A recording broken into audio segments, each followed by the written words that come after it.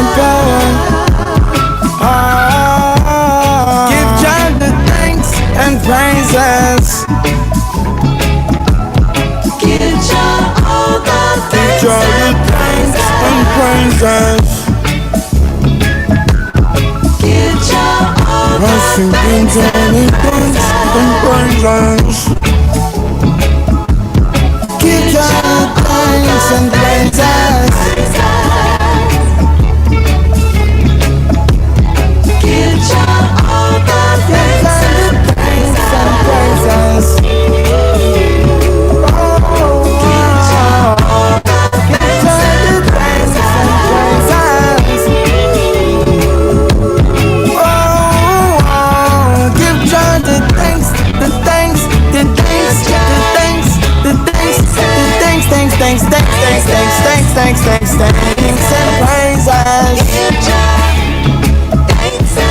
Jah the thanks and praises.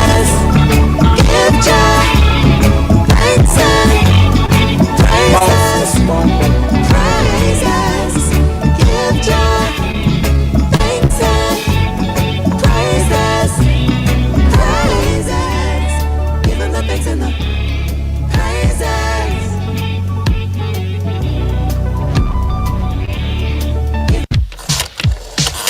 Do you spin a dial to make a call on your rotary phone from the 60s? No. Are you driving an unreliable and risky automobile made in the 1900s? Boom 1069, the sound setter of radio. Ain't got no money back calling me splurge. Watch me jump right off the curb. New year, different lane. We gon' spin and kill everybody. And we're telling all. Bend that over. Let that breathe. Shake that. Boom 1069. Unleash the sound revolution now on Boom 1069. You're watching IKTV, channel 112. It's all about you.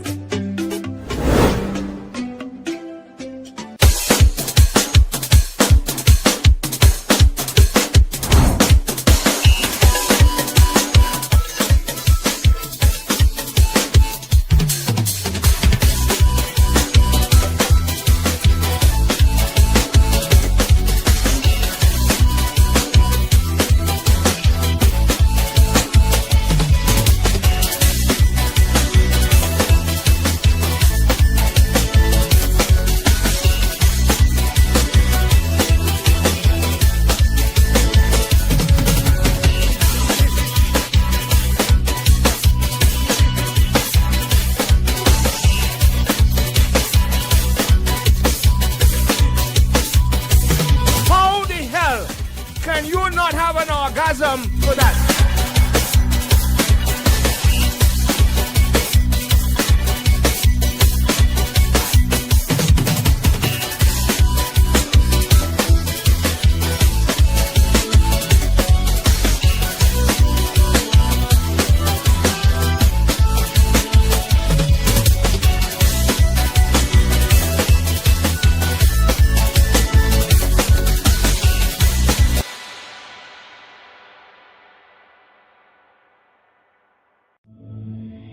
For 40 years, we've refined the rhythm of beer, mastering the balance of bold and smooth, crafting flavors that echo through SVG.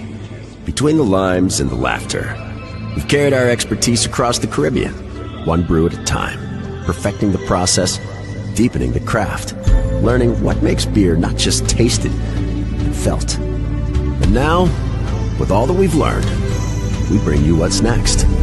The next wave of refreshment, the next chapter in our story, the next taste to define a generation, not just another drink. This is the extension of who we are, the next experience, the next icon, imagined and brewed right here at home. It's not just what's next for us, it's what's next for you. It's what's beyond expectations. Own it, define it, make your mark.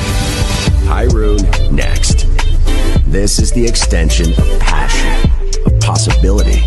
Hyrule next. The future of beer.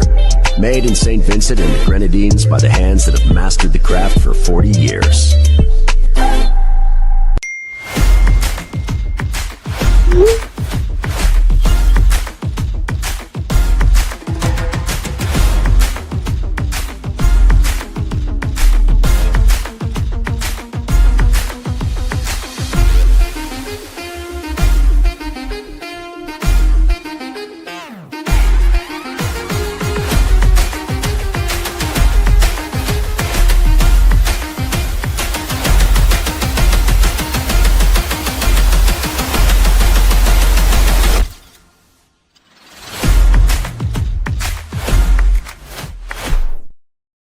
This isn't just a run. With each step begins a new journey. A journey of determination, persistence, and self-discovery. With each step, I am back on a quest to push myself beyond expectations, beyond standards. Each stretch, a reminder of the flexibility of the human spirit. With each step, I am breaking barriers. As I push to the finish, I'm filled with pride. Not just for what I've achieved today, but for the journey that has brought me here. This isn't just a run. It's a testament to the human spirit, and I am here for it. Island Sips. Beyond standards, beyond expectations, beyond water. Meet Mom. She's not just the wake up at the crack of dawn, make breakfast and pack bags kind of mom. She also gets her fitness game on. Yeah, she's the don't let anyone forget anything kind of mom. At the same time, she's the runs her own business, closing deals kind of mom, who finds time to get down and boogie with the kids after school, remodel the house, bake cake, host dinner, and even play her favorite game at the end of the day kind of mom. So let's celebrate Mom, because to us, she's so much more. It all started with a penny. For over 85 years, we have invested in our farmers, fishermen, people, and our country. When we were called to serve, we were here. We understand what is valuable to our people and our country. That is why we support all industries, including tourism.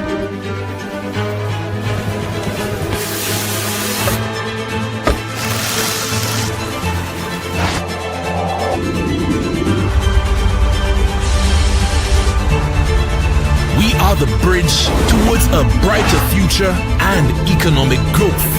When our people, government, and businesses called upon us, we were here.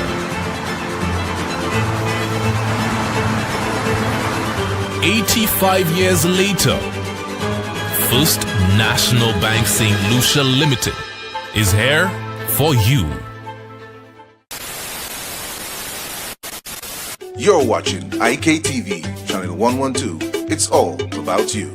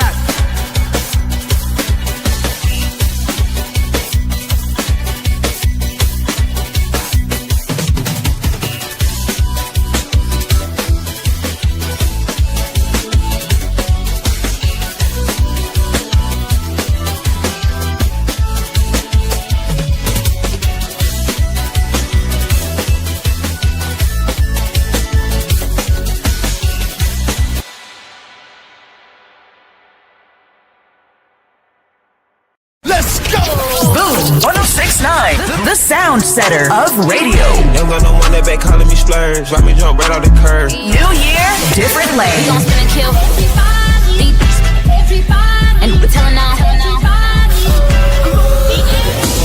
Bend that over, let that breathe. Shake that. Boom 106.9. Hands on your knees. Unleash the sound revolution now on Boom 106.9. You're watching IKTV, channel 112. It's all about you.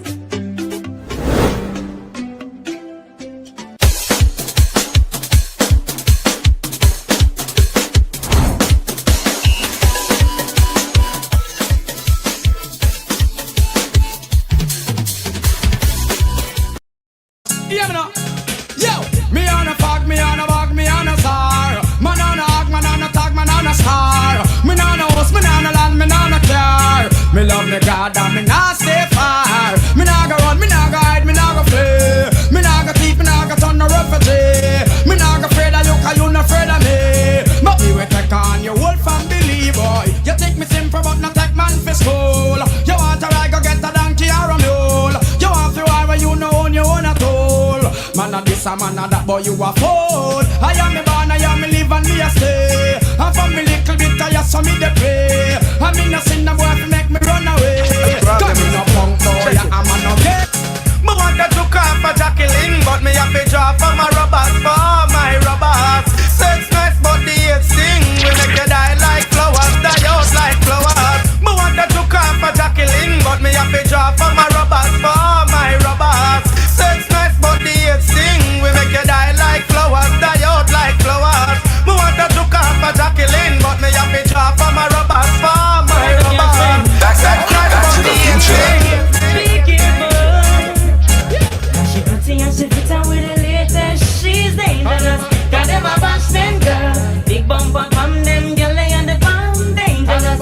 Got them a bashman girl. Fresh like a rose in a what girl clothes. Dangerous. Got them a bashman girl.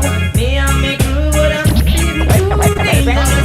Got them a anyways, hunting. Happy find something.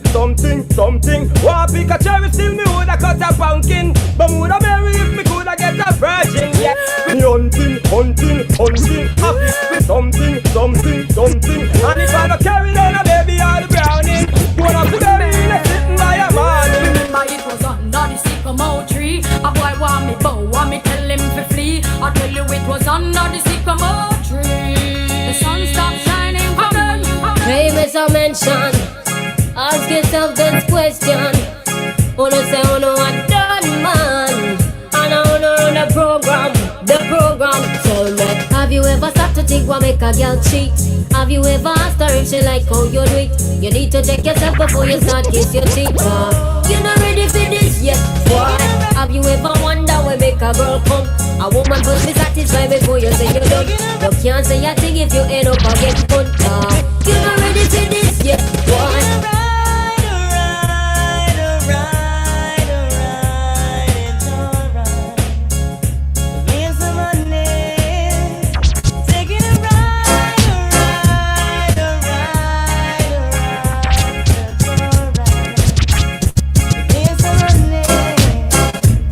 Mr. Dangerous, original dangerous, danger, dangerous.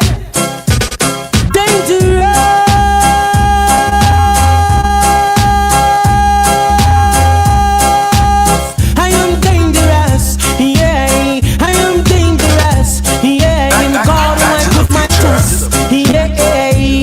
And when the sun comes shine and the rain comes fall, I am dangerous. And it shines so bright, I am dangerous. Hey, and when I go to a dance on the dance hall ramp, I am dangerous. Hey, and if I sing a contest, one come jump in my chest, I am dangerous. Hey, dangerous. Yeah, musically dangerous. Yeah, dangerous. Yeah, I am dangerous. You believe you were tough. You believe you were tough. But you know rough like me, you know rough like me. Cause anytime me come, dangerous. And anytime me come, cantangerous. Me nicer than the coffee, we in a thermos. Yes, cold the melody, me don't anxious. No way.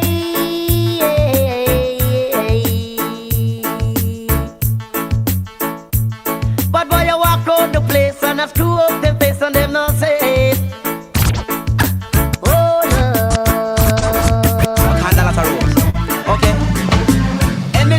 Wanna say, I feel fly out.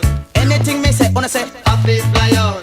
Anything me say, wanna say, I feel fly out. Anything me say, wanna say, I feel fly out. Wanna British Airways, we I feel fly out. Wanna Jamaica, we I feel fly out. Wanna Eastern Airline, we I feel fly out. Wanna New Concorde, we I feel fly out. No wanna Cayman Airline, we I feel fly out. Come on. Jamina Kingston, outer Southern. Me and me virgin we a sit toast out. Remember that the lizard foreign up it about. Yes, I that the lizard man the DJs go hit them. I fi fly out, we I fi fly out. Come now, I fi fly out, we I fi fly out. Jamina me house around 11:30.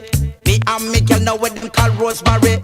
Telegram coming, man, it coming for me. No, signed by me sister and me auntie. Now them want that the lizard in a foreign city. Me say pack up for me clothes man immediately. Me say jump in a car, me say that a taxi. Which part me reach out and a man play. Me say big body girl, like a they sing big body girl. Them want thing like this here, big body girl. Big body girl like a they swing big body girl. Them a thing like some girl.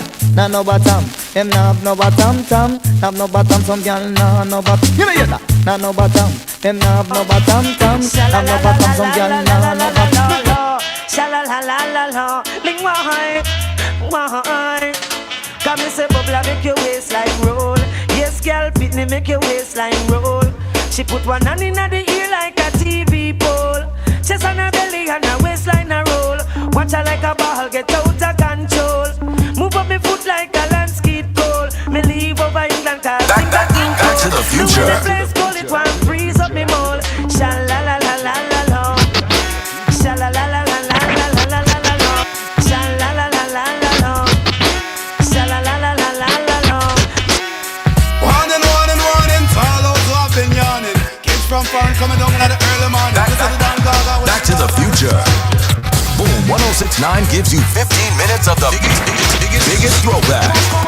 One and all those who have been yawning. Kids from foreign coming down. One and all those who have been yawning. Kids from foreign coming down in the early morning. This is the Dan Gaga with them call Ellie. No the design the other side of me. Now some of them wonder what is the boom shock attack. We are come down with this other track back. So as the kids them come watch him now. Here it is. As the kids them pop it up.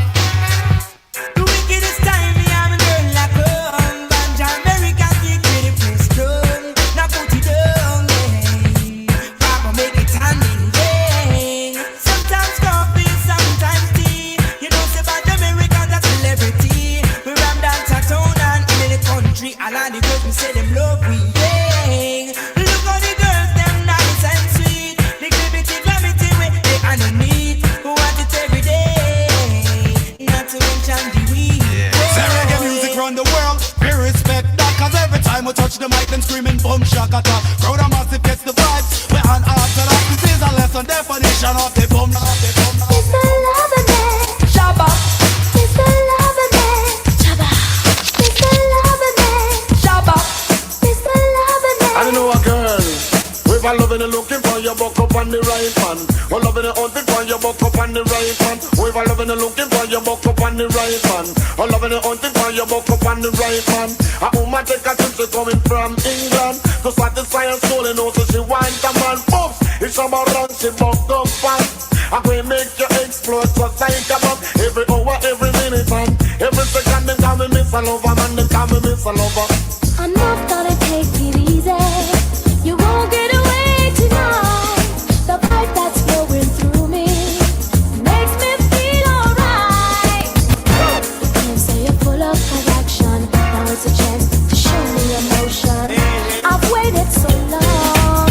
You better come on strong, Mr. Loverman. Trigger with it, Mr. Loverman. Mr. Loverman. Shabba. I can't You say you're hurting, oh, cause they say I'm flirting, oh no. You just can't take it anymore. Your friends say I'm no good for you, but in my heart I'm so true. A partner for life, we can be sure. You asked me for some time to clear your mind. Anything to clear. I stayed away, it hurt so much without your touch. Now I'm back now. You say just a little bit longer, baby. Oh, my love keeps growing stronger. A little more time to say, but in my head a love song plays. You and me.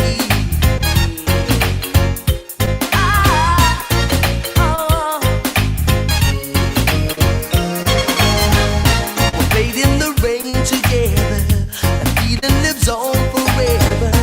Memories that bring tears of joy. We've had our share of bad times too, hurting each other, me and you. Brought us much closer in the end. There's just too much we both fought for to put it all down the drain.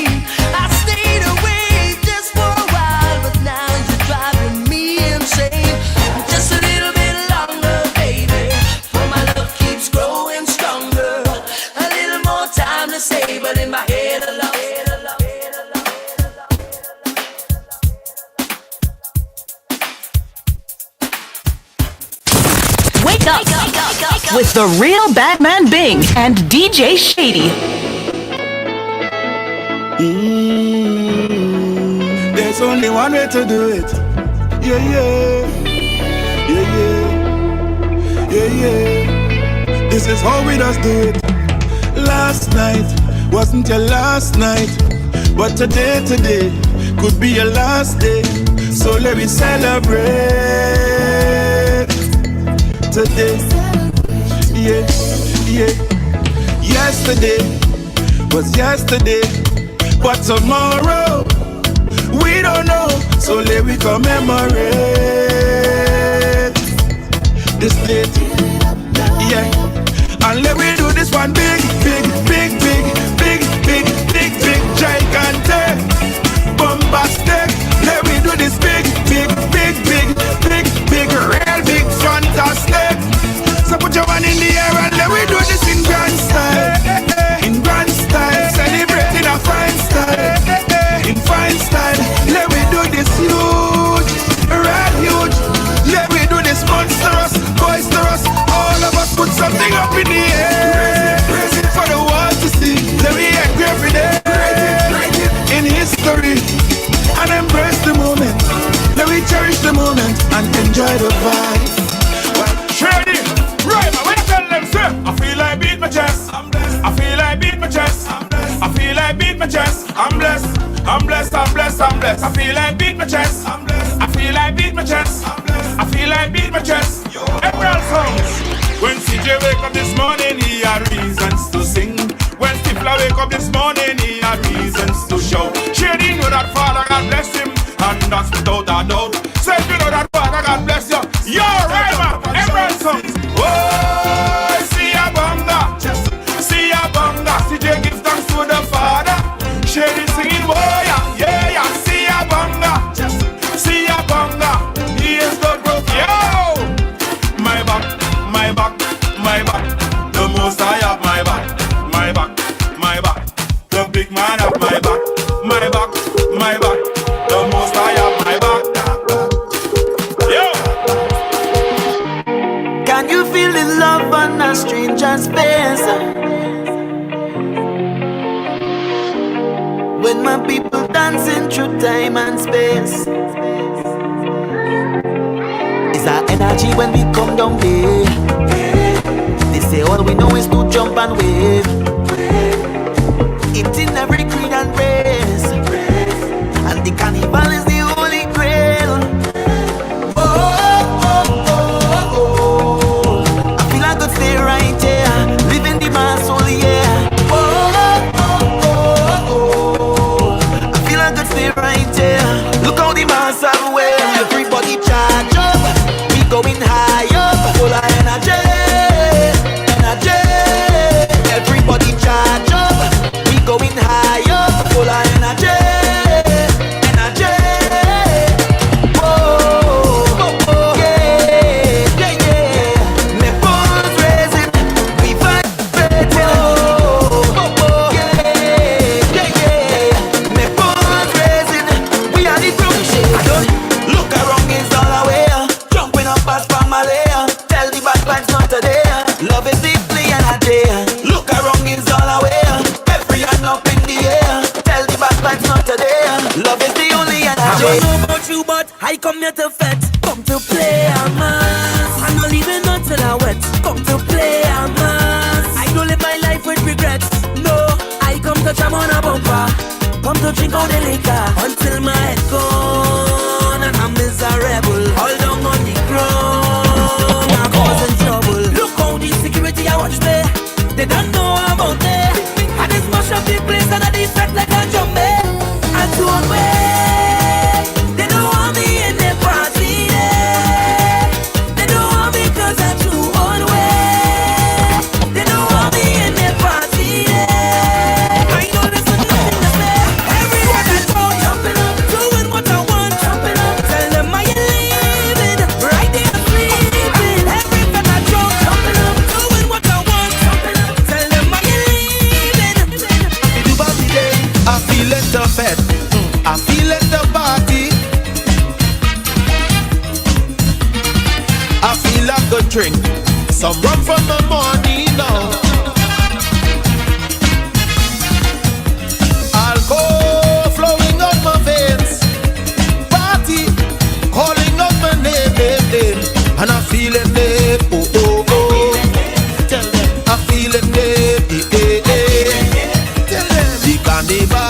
passion. Woman in my hand. Maybe so tired my body. I'm feeling it. Oh oh. Sing the thing, man. Sing the thing, woman. Ready, brass.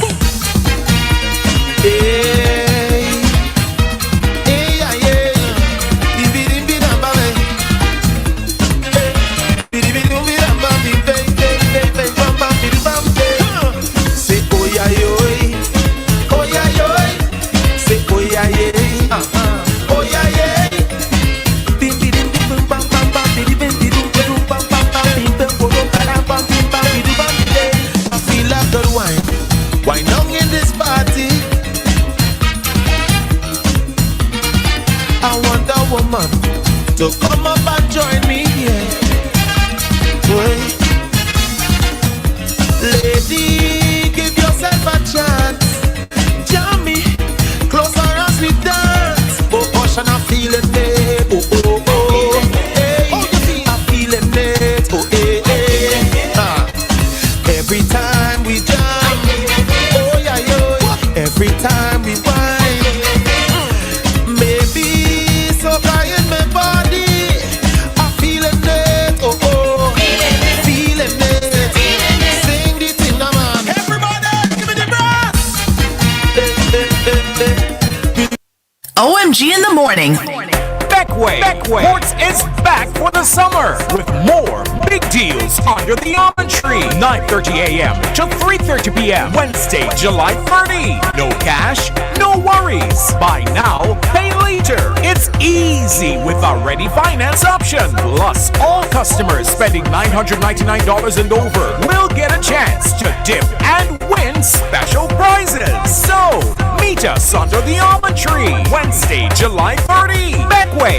Look out for Quartz, bringing value home. It doesn't matter your race, Age, sex, sexual orientation, gender identity, religion, class, political opinion, or any other status. we are all Vincentians. All Vincentians deserve to be treated equally in dignity, rights, and respect.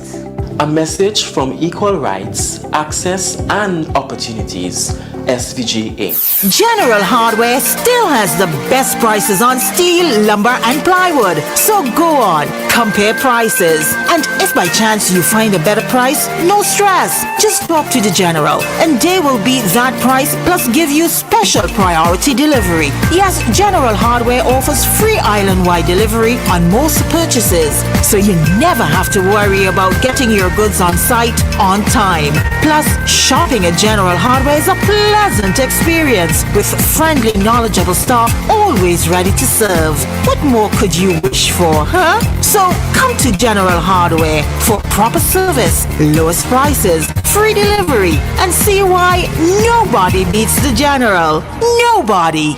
You're out, you're living, you're free. The world is calling, but who's watching your home? Life is about enjoying the moment, not stressing over breakings or suspicious activities. Introducing the My Smart Cam from My Smart Toilet Seat.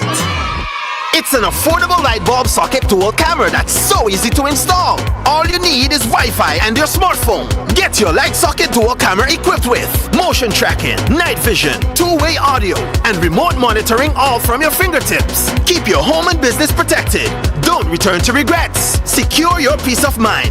Get your My Smart Cam light bulb socket dual camera today. Only at My Smart Toilet Seat, located in the Blue Corner building on Lower Bay Street. Or call us at 457-1703. Quick side note, for a limited time offer, buy a 128GB SD card today and get your free light bulb camera. Hey, hey.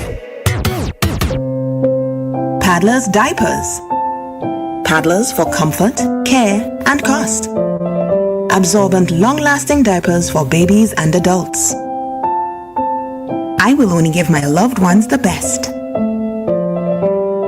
Paddlers are available at Lanes and selected distributors.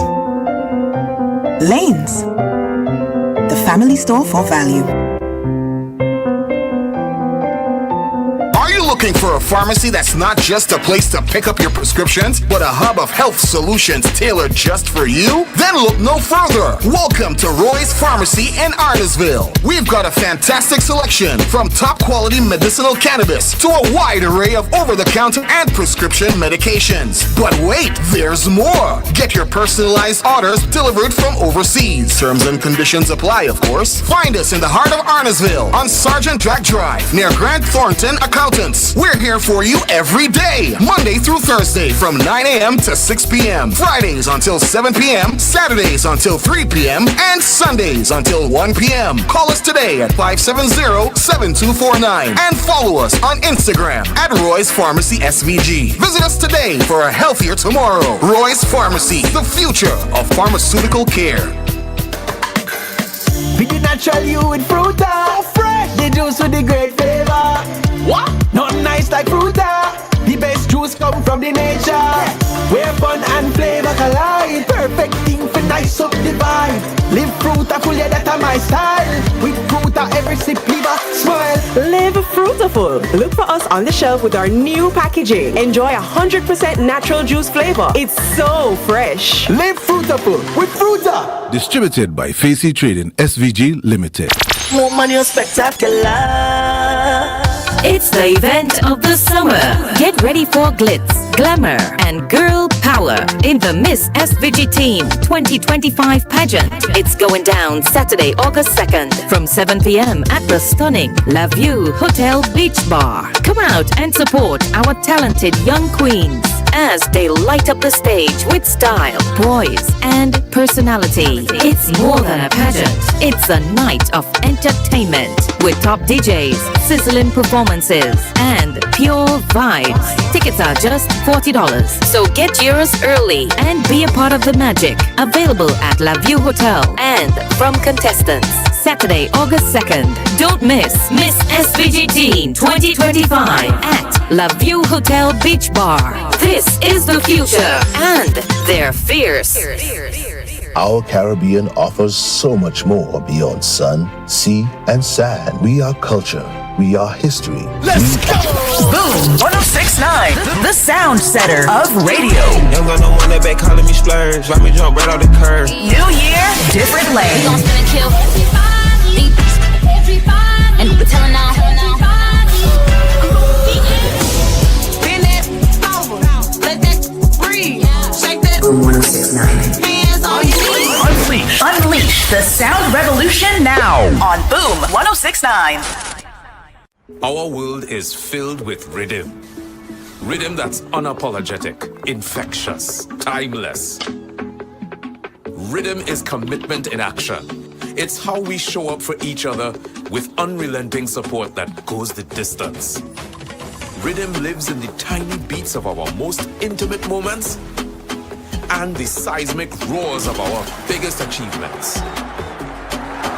Rhythm is resilience in motion. So, even when things go out of sync, we do what it takes to bring the rhythm back. At Flow, we understand your rhythm because we live it. That's why we're dedicated to building a network as resilient as you, with a team of familiar faces working every day to keep you on beat. You're at the heart of everything we do, and our commitment is to keep your rhythm flowing, no matter what. For 40 years, we've refined the rhythm of beer, mastering the balance of bold and smooth, crafting flavors that echo through SVG. Between the limes and the laughter, we've carried our expertise across the Caribbean, one brew at a time, perfecting the process, deepening the craft, learning what makes beer not just tasted, but felt. And now, with all that we've learned, we bring you what's next. The next wave of refreshment, the next chapter in our story, the next taste to define a generation, not just another drink. This is the extension of who we are, the next experience, the next icon, imagined and brewed right here at home. It's not just what's next for us, it's what's next for you. It's what's beyond expectations. Own it, define it, make your mark.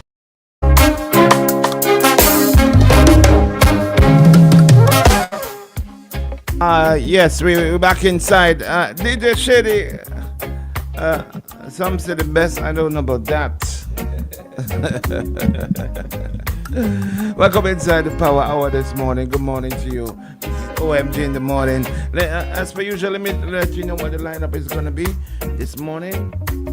At 7:20, we have the Marshal joining us in another 2 minutes time.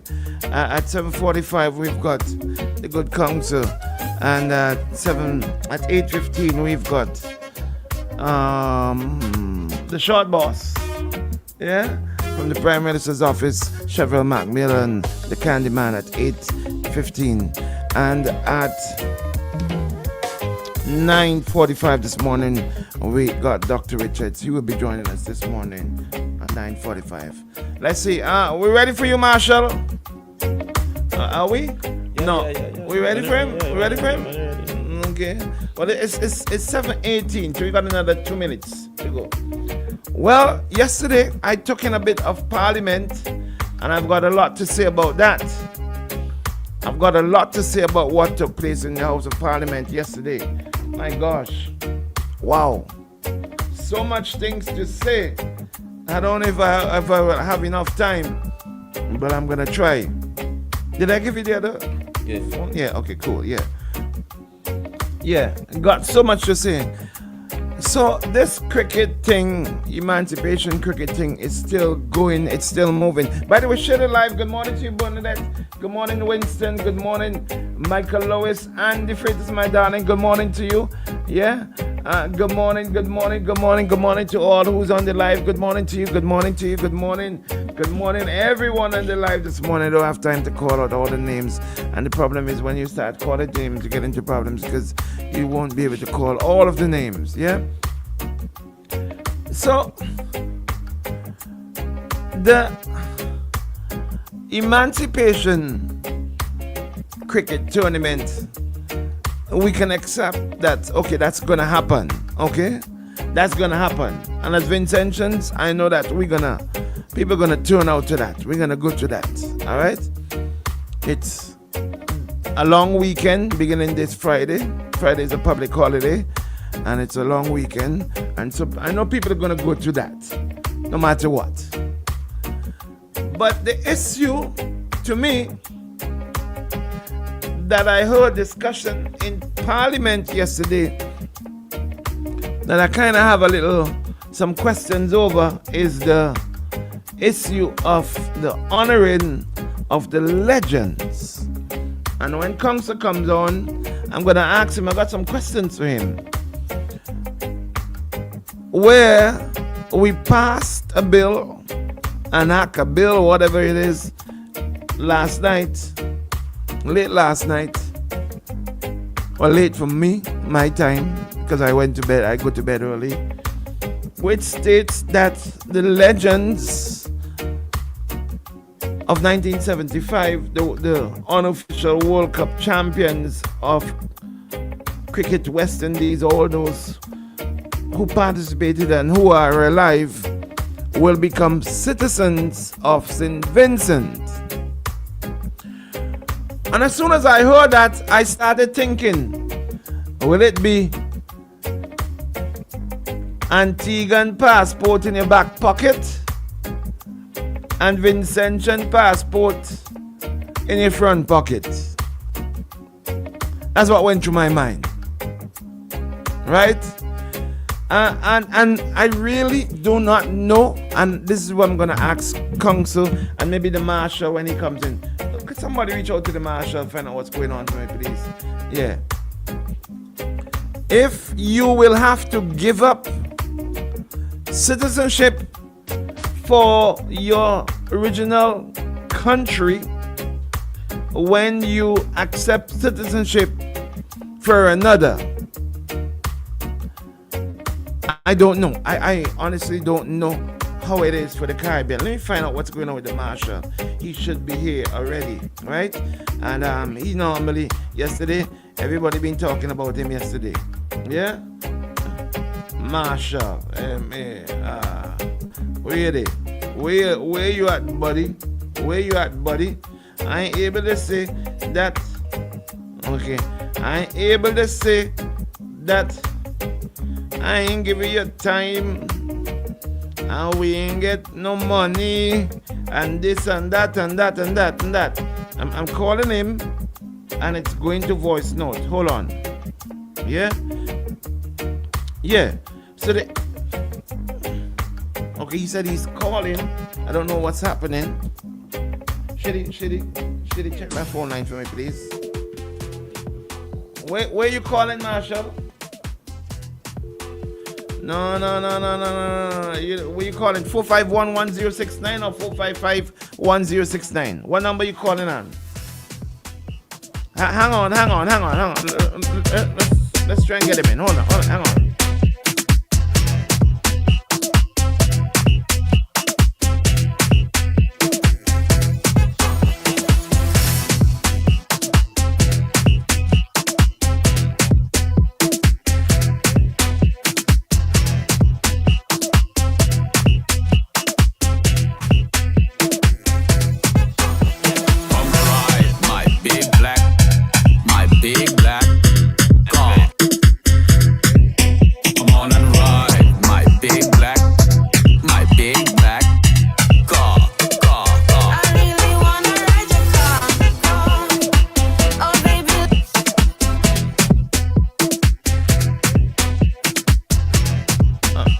Gonna call the WhatsApp and let's see if he can get through on the WhatsApp. That's the Marshall. Let's see if he can get through on the WhatsApp. Oh, here he is. Yes, sir. Good morning. Okay, now he's calling. Yes, sir. Good morning to you, buddy. Good morning, buddy. Good morning. No. Don't call me the camera. Don't call me the camera. Don't let me and you get vexed this morning. And all of your That's for Shady. That's for Shady. Shady is you talking to. Don't call me the camera. I'm neither comrade nor brother. Don't call me the comrade. Brother being, well, no, you're Hamilton's brother. That's all right. You're my comrade. You're Hamilton's brother. To all of you listening to the diaspora, and I recognize that Boom has a very strong listenership in the diaspora. So good morning to whoever you are, whatever time zone you're in, and of course to especially individuals who look forward to hearing the other perspective, people who in buses and so on, and who just want to hear the information, right? Now, a little bit on the music, the Shady. Now, music down, a little bit down, too high. Man, this is an urban station. What the hell going on with you, man? But hey, okay, go ahead. Yesterday, and I heard you mention about it. Yesterday, the House of Assembly here in Grenada, I witnessed an excellent display of what democracy looks like and how democracy works. The government of the Grenadines wanting to honor legends, the cricketers, the surviving cricketers who won the 1975 World Cup, a bill to Parliament,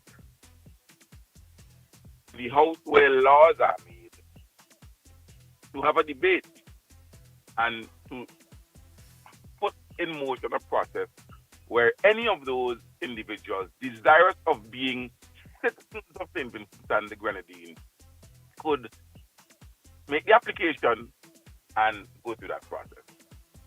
Now, when I say an excellent exercise in democracy, that's how it's supposed to be done. Transparency, openness, you bring the bill, and you allow those proposing the bill, the government side, to give you the reason and the idea behind the bill, and you allow the members of the House of Assembly who are legislating this country to ventilate fully. Now, I'm not going to spend so much time on the actual substance of it, because for those who listen, if you didn't listen, you really took the topic, go and watch some snippets of it and see how this thing is supposed to work. You had differing views of what is happening. One of the most interesting comments that I heard came from the MP for East Kingstown, who in addressing, in commenting on the bill, made a point of congratulating Dr. Kishore Chalo, the president of Cricket West Indies, on honoring those legends a few months ago at a fancy gala. I think it was in Trinidad. But then turned around and asked the question, but why now? Why are you honoring them now? Well, I'm thinking, but Bramble, you just made the point that it's 50 years since they win, and CWI honored them. When are we supposed to honor them for 50 years? Next year? Or should we have honored them for 50 years, 10 years ago? I wasn't sure of the question. Because it's the same reason, the same idea, the fact that it is 50 years since they won the World Cup.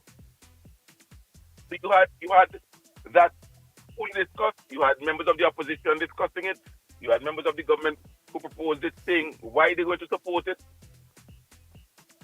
And all Vincentians who were interested were able to look real time and listen real time as to what was happening. Now, the bill passes and it becomes law, and therefore becomes operationalized once the Governor General sends quit. And following that, those legends, any of those legends who want to who really want to apply, coming back again, right? Can apply. Right. Now, this is the part where Big is going to get upset with me. Guys, please, the music is way too loud. Seriously. You want the 7-5 kind of operation then? Okay, we take out. No, sorry, we're taking it out. We're taking it out really completely. low. Okay, we're taking it out. Sorry. Yeah. No, this is the part where you're going to get vexed with me. Where where you're going to get vexed. Because I'm going to tell the people who are listening that this wasn't always the way it was. The parliament of this country didn't, while the NDP was in office, as our parliament is being held now. But most importantly, is the fact that it was held behind closed doors. And Vincentians didn't know what was going on in the parliament. And during that period of time, where the was behind closed doors, during that period of time where democracy was hidden, stifled, covered down, where the people of this country didn't know what was happening, you had things like the colonial home fiasco happening, and that is something I'll talk about eventually, to the dismay of Bing Joseph. It is during that time you had the Oxley Hall saga happening, where one individual took all of the power to do all negotiations and do everything for the Oxley Hall, and no one else knew what was happening. And when I say no one else, not parliamentarians knew. So you could imagine Vincentians didn't know. We had no clue what was going on. We didn't understand the context of the agreement. We didn't understand the context of the loan. We didn't know what was happening in terms of the government putting up security. Look, the loan for Taiwan to build the hospital, the loan to build the new parliament, all of those things, facilities and so on, all of these things were openly ventilated in the parliament, discussed by government and opposition, for people of this country to know what their government is doing. It is the first time in the history of the country you have that level of openness and transparency. Now, unfortunately, what we have is, well, I shouldn't say unfortunately, but what we have is that some people would listen to it and that's fine. That's for them to decide how they're going to deal with the information that they have. But the information is available, it's out there. Whether you believe it or not, that's the matter for you. You can interrogate it, you can ask questions. I heard Bing say that later on this morning when the council calls, he's going to put on through. That'll be an interesting discussion. But what happened yesterday was a process was established, and it was established legitimately, within the constitutional boundaries for a particular set of individuals to be able to apply for citizenship of this country if they so desire. Now, that doesn't mean that someone can't challenge it. And if somebody wants to challenge it and say it's ultra-virus and they take the government to court for it, it's free to do that. And the court will adjudicate on the legitimacy of their claim. But at least you see the government following the law. You listened, you heard, you saw the government following the law and following process. Under the NDP, and I would keep reminding individuals of this, after the 1998 election, not just recently, right? After the 1998 election, the candidate who ran against Dr. Gonzalez, a gentleman by the name of Nolwyn McDowell, someone I know well, went to church together and so forth, Nolwyn was appointed the Speaker of the House of Assembly by the NDP administration. So, never mind the other problem with Jomo running and then becoming Speaker, you know. And Jomo could confirm that when he comes on. When he became Speaker of the House, after contesting the 2015 election, because he's a candidate, but the NDP did with Olin Denny, with Nolwyn McDowell, and so on and so forth. After the 1998 election, during a sitting of the House of Assembly, Glenn Jackson, and Glenn had been fired from NBC Radio by the NDP administration. He, working at a different radio station, a journalist, a bona fide journalist, went into the House of Assembly and sought to record some of what was happening. That is the House of Assembly in England. It's on TV. You could go and watch Congress and so on C-SPAN. It's public. It's public information. We're really going with this. We're really going with this. That he was going to record some of what was happening in the debate in the House. One of the parliamentarians whispered to the Speaker, Nolwyn McDowell, in this gallery recording. Nolwyn McDowell ordered Glenn to stop and threatened to lock him up if he continued recording what was happening in the House of Assembly. No, tell me. Tell me. That's where the war, you know. That is where we've come from now. Being not like that. Because if for being alone and individuals who call, some individuals who call here, that they will never mention that. You will never hear that. You will never, in democratic convention and the Grenadines, as recently as 1998, 1999, our Speaker of the House threatened to lock up a journalist for recording Parliament. That's what we had today. You could sit down in your house, turn on the TV, and watch Parliament live and hear the debate and hear what is going on and hear our government or legislator at work debating bills that would affect the people of the Ministry. That is where we are. And so yesterday I was happy and I was pleased and I was excited, and I really hope that more Vincentians get in the habit of Parliament. You don't have to wait until someone comes with a distilled version of what happened. They can hear it for themselves. It's important for you to hear what's going on.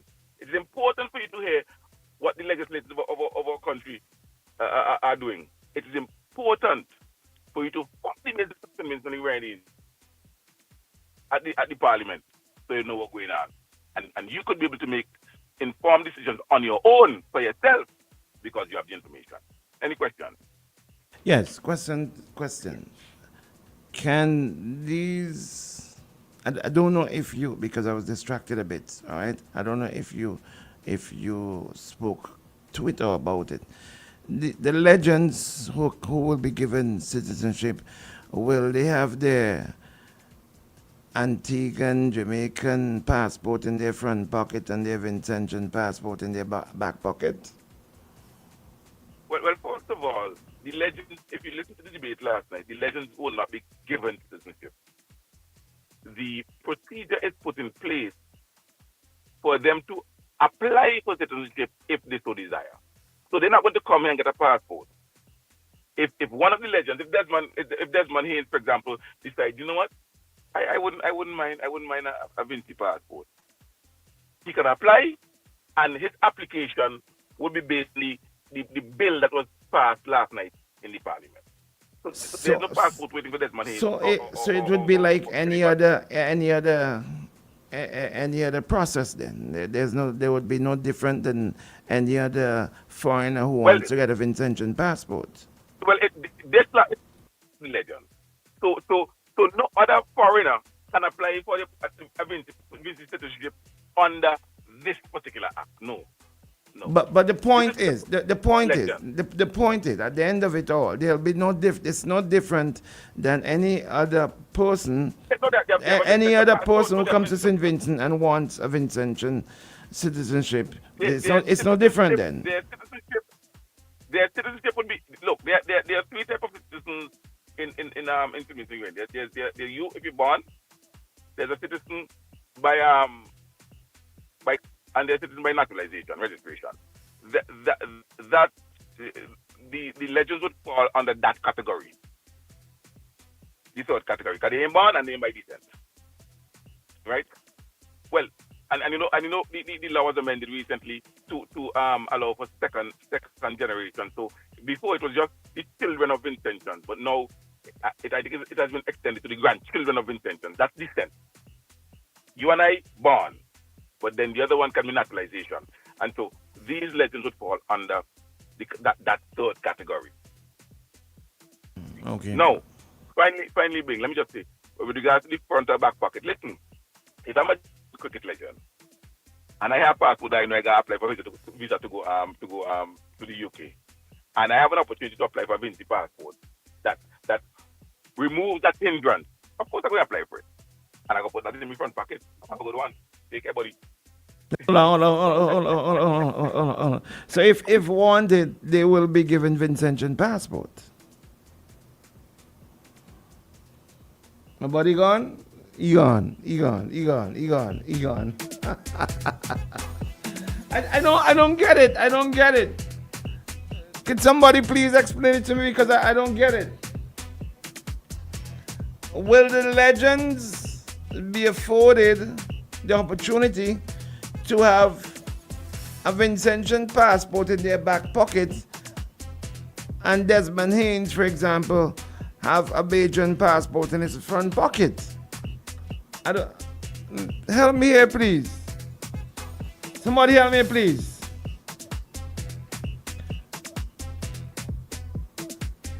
I mean, let's move away from the discussion of Max, boy. Jump in, buddy. Jump in. I listen to my very intelligent friend, Ian Marshall. I have to give him that. He man very intelligent. But something stood out to me. He said, them guy, the law that was just passed, the legislation, whatever, them big word, me can't think. That was passed yesterday, falls under category 3 of an existing law. So what's the purpose of that law they put it yesterday? If it already have something that them fall under, where are you waste people tax money and do that for? That's my question. And my other thing is, if somebody oppose Ralph, Honorable Dr. Ralph Gonsalves, let me put some respect on him and name. If some other ULP politician disagree with Ralph, can they say, Ralph, that liar stupid, I want to put him forward? Oh, come on, you know better than that. You know better than that. But because to be honest, Bing, what Sian just explained there and what I get to understand, that was a waste of time. There was a waste of Vincent and taxpayers' money, because if this new legislation, however they call it, falls under category 3 of an existing law, what's the purpose? And Bing, I've said this before and I'm saying it again and I'm going to say it tomorrow. Ralph Gonsalves is a psychological maestro. And because I said yesterday, we have so much issues to talk about, yet ULP, how we talking about cricket in an election year? Well, he took the matter to Parliament. The matter, we spent all night, most of the night last night. But why? Nobody can give you 1 week he port fix, next week he port not fix. 1 week, they must send down diver, next week they must send up drone. 1 week water, and a day of Photoshop, next week water reach. What are we talking about? They're giving people $1 a pound for planting. You know how hard it is for Joe go planting out a mountain and disrespect people and give them $1 for planting? Bing, I just buy some plantain chips from Jamaica. 5 plantain chips. Me daughter take 2. Me wife take 1. Me wife take another one. 1 piece of plantain chip. Me get $4.62 US. Me pay for that day. So when they sell the plantain for $1 and Reno take them and become an aggregator and sell them elsewhere, we go happen, the farmers, it's to benefit. I ain't go benefit yet. You wait like Whitney Houston, but I ain't go exhale. Big up yourself, Sian. Big up yourself, my brother. I just wanted to clarify that because if it already exists, why all the waste time and put another lad there? For what? To prove what and furthermore? What is the purpose of CARICOM? I thought we had one Caribbean nation and CARICOM members could move from country to country. Yes, one island might have CBI restrictions and they might want to come St. Vincent. That way Dave James be used to move move out of St. Vincent with the speedboat. Dave James never had a passport. His passport was revoked after the fact. I can't even talk about that one day. In a bigger passport all up in the movie, but later on in the movie, passport that he did not have got revoked. The same Ralph Gonsalves tell you that. And nobody not question that. Boy, they really love you foot on your neck like your friend Frankie Silva say, hey, ooh ah. Put your foot on your neck. Matter of fact, put your 2 foot on your neck. Matter of fact, put on your 2 foot on your 2 hands on your neck because I love them because we sit down and allow these things being. We sit down and enjoy these things being. We sit down and use these things as entertainment being. And when man like Max walk attack, you vex. Right, hit them for 6. Remember the bat now hit NDP, bat now hit ULP and all your ball. So when they hit for 6, who are guy lash?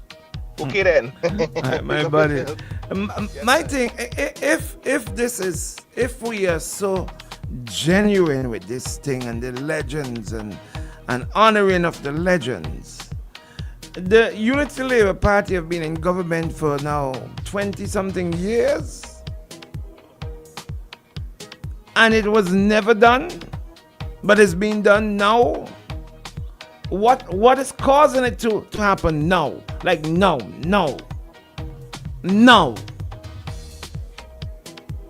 After 20-something years, we didn't know that there were legends who happens to be part of the unofficial world champions in cricket. We just woke up and found that out. We didn't know that. Anyway, Conks is backstage as yet. 1 minute. No, it's 7:45. Yeah, when he comes back, we didn't know that after so long. But it goes to show what is really happening. And I heard people in Parliament yesterday saying, let's remove the politics out of it. Yes, that is what should have happened 15 years ago, 10 years ago. But now, we've got the president of Cricket West Indies, who happens to be one of the candidates who's running in North Leeward, and therefore, boy, we had to chip you up. So we have to do everything. Cricket, lovely cricket at the Annisville playing field. We got Conks backstage. Let's go. Let's go, Shady. Let's go. Bring his drop. Let's go. Plain talk. Plain talk with Jumo Thomas. We're having some problems with our phone line, which is the 451-1069. We don't know what's causing it. All right. We're gonna have to have Flo come and check it out. But in the meantime, persons who want to call, you're gonna have to call 455-1069. Let's go. Plain talk again. When the drop Plain talk. Plain talk with Jumo Thomas. So much things to say right now. All you talk now on OMG. All right, let's bring him front and center. Good morning to you, Conks. Good morning. Good morning, Bing. Good morning, Shady. Most of all, good morning to your listeners. Bing, do you know that it is, I think today amounts to 8,889 days since the ULP is in power.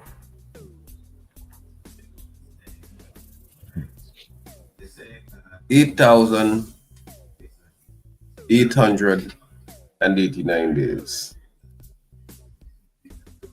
And in the run-up to the 2001 election, we were told that in the first 100 days, we would get integrity legislation. Now, had we had that legislation, and did we do a piece of legislative drafting that gave the integrity legislation teeth, we would have had a number of very important things that we could do, like check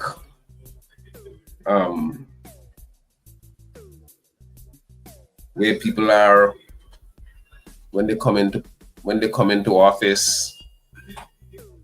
They have to declare their assets, where they are after 5 years, where they are after 10 years, where they are after 15 years, where we can check the kind of deals they make. You know, I saw a brewing crisis in Jamaica, where the Integrity and Anti-Corruption Commission in Jamaica has Prime Minister Holness by his crutch, because they are accusing him of a number of acts that, if not corrupt, have the smell of corruptibility. Apparently, Holness has some organizations. There were about 37 different bank accounts that are implicated, and some people believe that Prime Minister Holness is engaging in actions which at least deserve some investigation. Here in St. Vincent, we don't have any of that. Partly because we don't have the parliamentary, legislative, legal mechanism to do the investigation. And two, the Fourth Estate, which you proudly proclaim yourself to be a member of, don't do the kind of heavy lifting that allows for us to find important information. You know, in the United States, you hear people getting Pulitzer Prize awards, and somebody get a Pulitzer Prize award because they followed a story for 2 years, or they followed a story for 3 years. Breaking story, get into the bottom. Here we follow a story for a week and a half, a month, and then we go on to another story. So sometimes when we have really good leads, we don't follow it. I remember back in 1991, it was my first year after I had just entered law school, finished the first year and came home, and I got a job with the newspaper. And I went into Mud Shop, Grafton Stevenson's shop in Paws Lot. And back then, you know, you'd go, you'd buy Marby and so on, and then get a chance to talk to Mud. And I'm standing there and I'm looking, and I saw he had, you know, he used to have these sacks of sugar stacked up. And I saw product of Haiti. I said, wow, I thought we had a CARICOM ban on the importation of sugar from Haiti, because I think that was around the time when Aristide was overthrown and CARICOM had this ban. So because I was working with the news, I went and I said, let me do some work with this.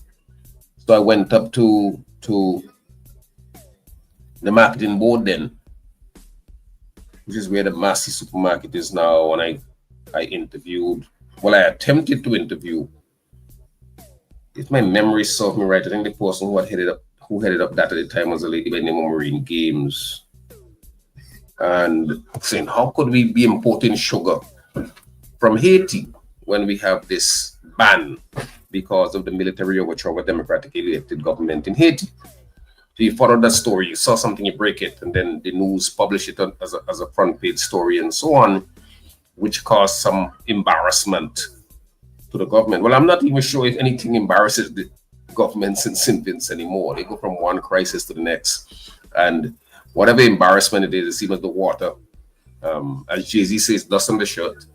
They dust it off and they move on. But I just thought that it was important to go back and let people understand 889 days.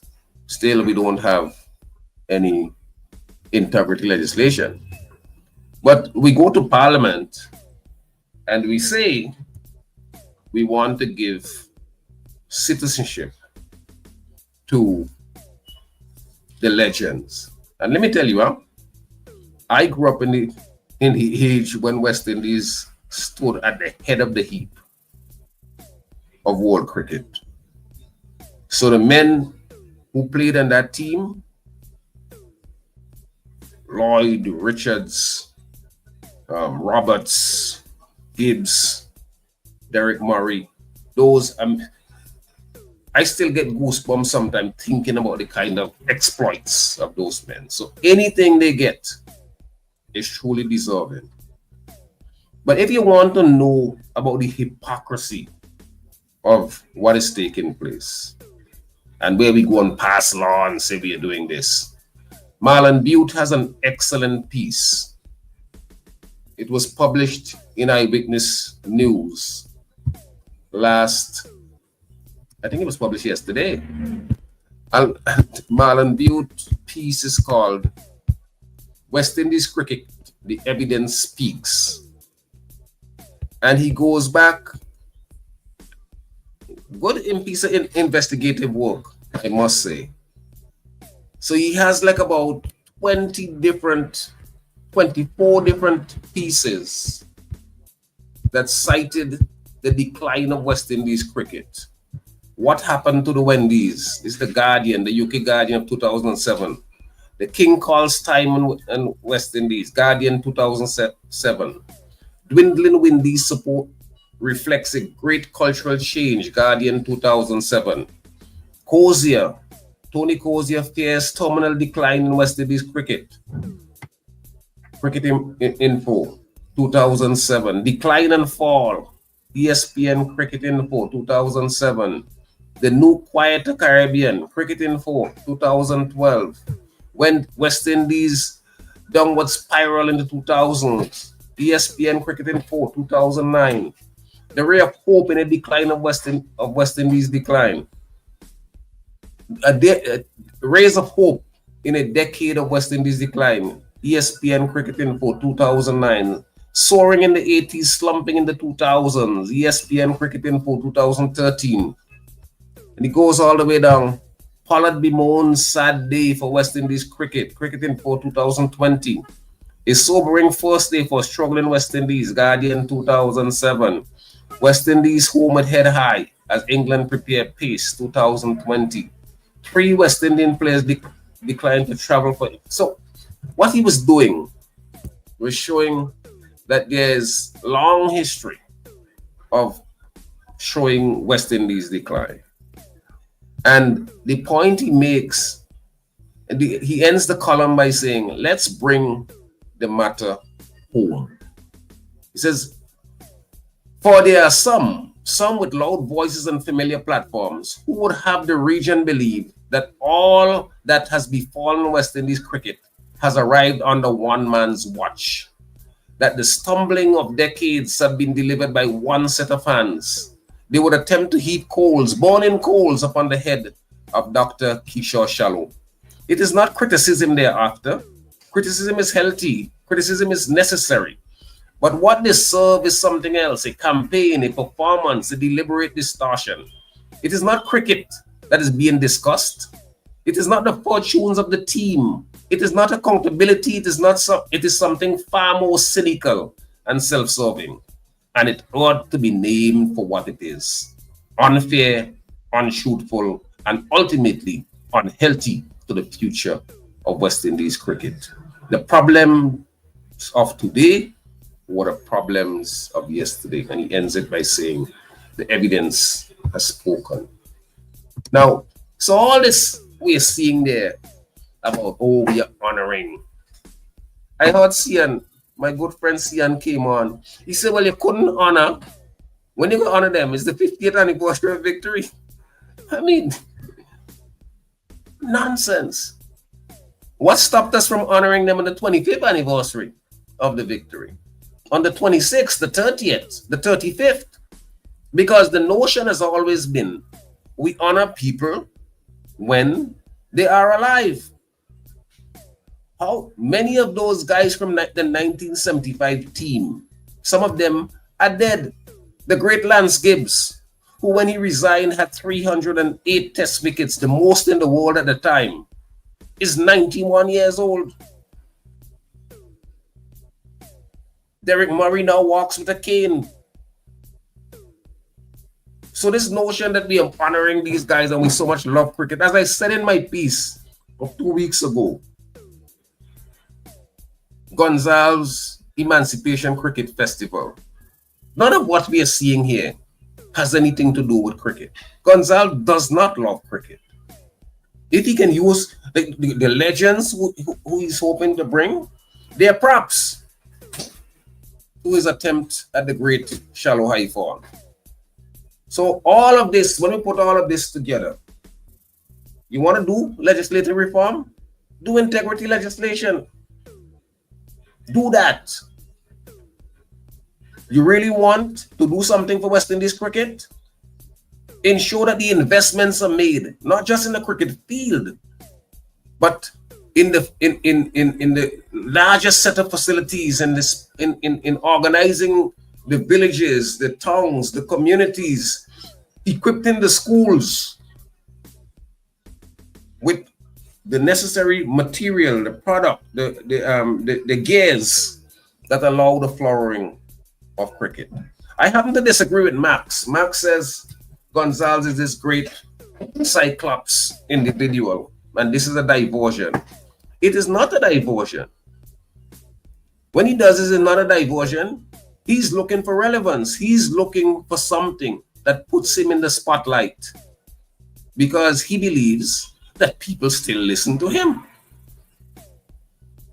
So it's not a diversion at all. He wants to be in the spotlight. He wants to control the narrative. And when he presents narrative, it is the population's responsibility to come with a counter narrative that is more persuasive. And I don't think, except for the most partisan person in St. Vincent and the Grenadines, nobody believes that all of this about emancipation cricket has anything to do with cricket. Nobody seriously believes that. And that is why the narrative and the counter narrative is important. They come up with something, we come with something. They come up with thoughts about what's happening, and we come up with a counter view as to what is happening. So they say the world is flat, and we say no. It has long been established that the world is wrong.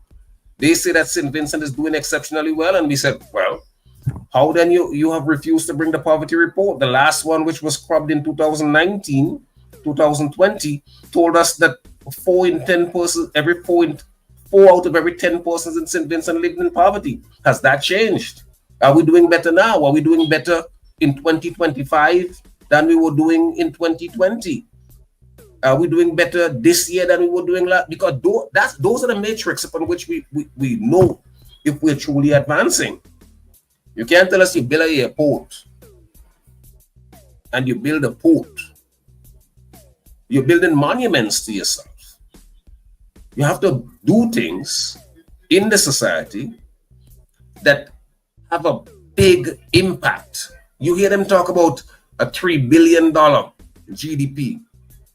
And then when you look at the per capita income, they say that the per capita income in St. Vincent is about $8,000 per person. Well, is it? Do we have people in St. Vincent and the Grenadines, the unemployed, have annual income of 8,000? The people who live in poverty, do they have an annual income? So that's the kind of narrative and counter narrative I think that we need to deal with. So I don't believe any of this is a distraction. Whatever comes, you always have to bring it back. Poverty, unemployment, crime. They can go wherever they want to go. They can bring all the talking points that they want to bring to the fore. It is the people. And note that I didn't say the political parties. It's the people who have to keep their eyes on the prize. That's my take for this morning. But I think you did say that you had something. I wanted to ask you something. Shady, let's go to the top and come right back. Yeah, right here in OMG in the morning. Let's do it, Shady.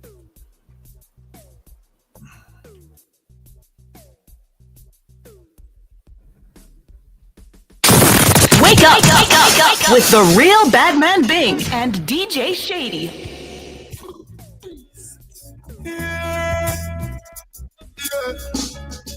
Yeah. Mm-hmm. Yeah. Martin Luther Black, Malcolm X Black, Marcus Garvey Black, Barack Obama Black, Bill Clinton Black. How you think about that? How will leave a great, some of the greatest people in African history document that. Free up black people. Live up black people. I in a jail or someone feel like people. Mental shackles and chain in a brain them chop people. So free up black people. Free up black people. In a jail or someone feel like people. Mental shackles and chain in a brain them chop people. Yeah. My point is, the meek shall never the earth, I mean no matter what the fight is. And it was written long before the 80s or the 90s, before the colonel find the herbs and spices. Black people, don't get.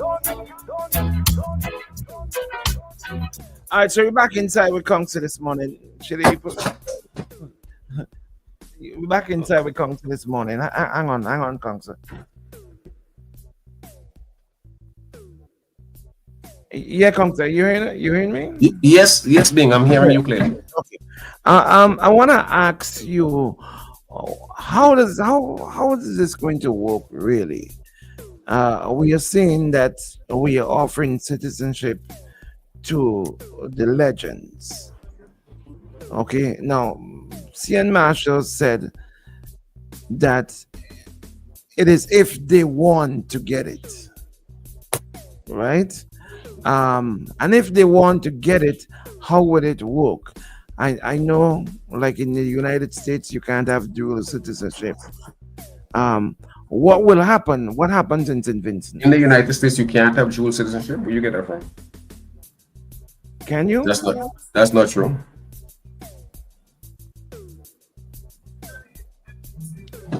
Okay.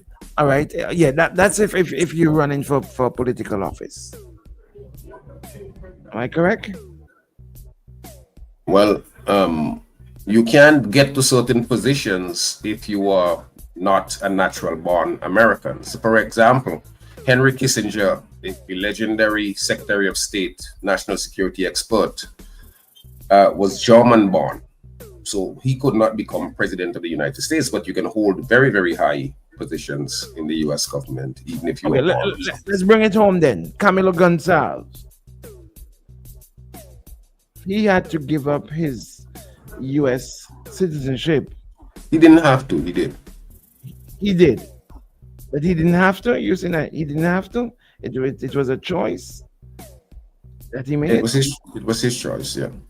And why do you think he did that? I mean, Daddy made a nice bed for him, so he didn't have a Did you say Daddy?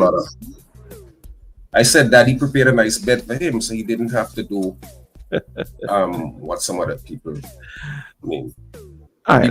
He was helicoptered into one of the safest labor seats in the country. So he came back.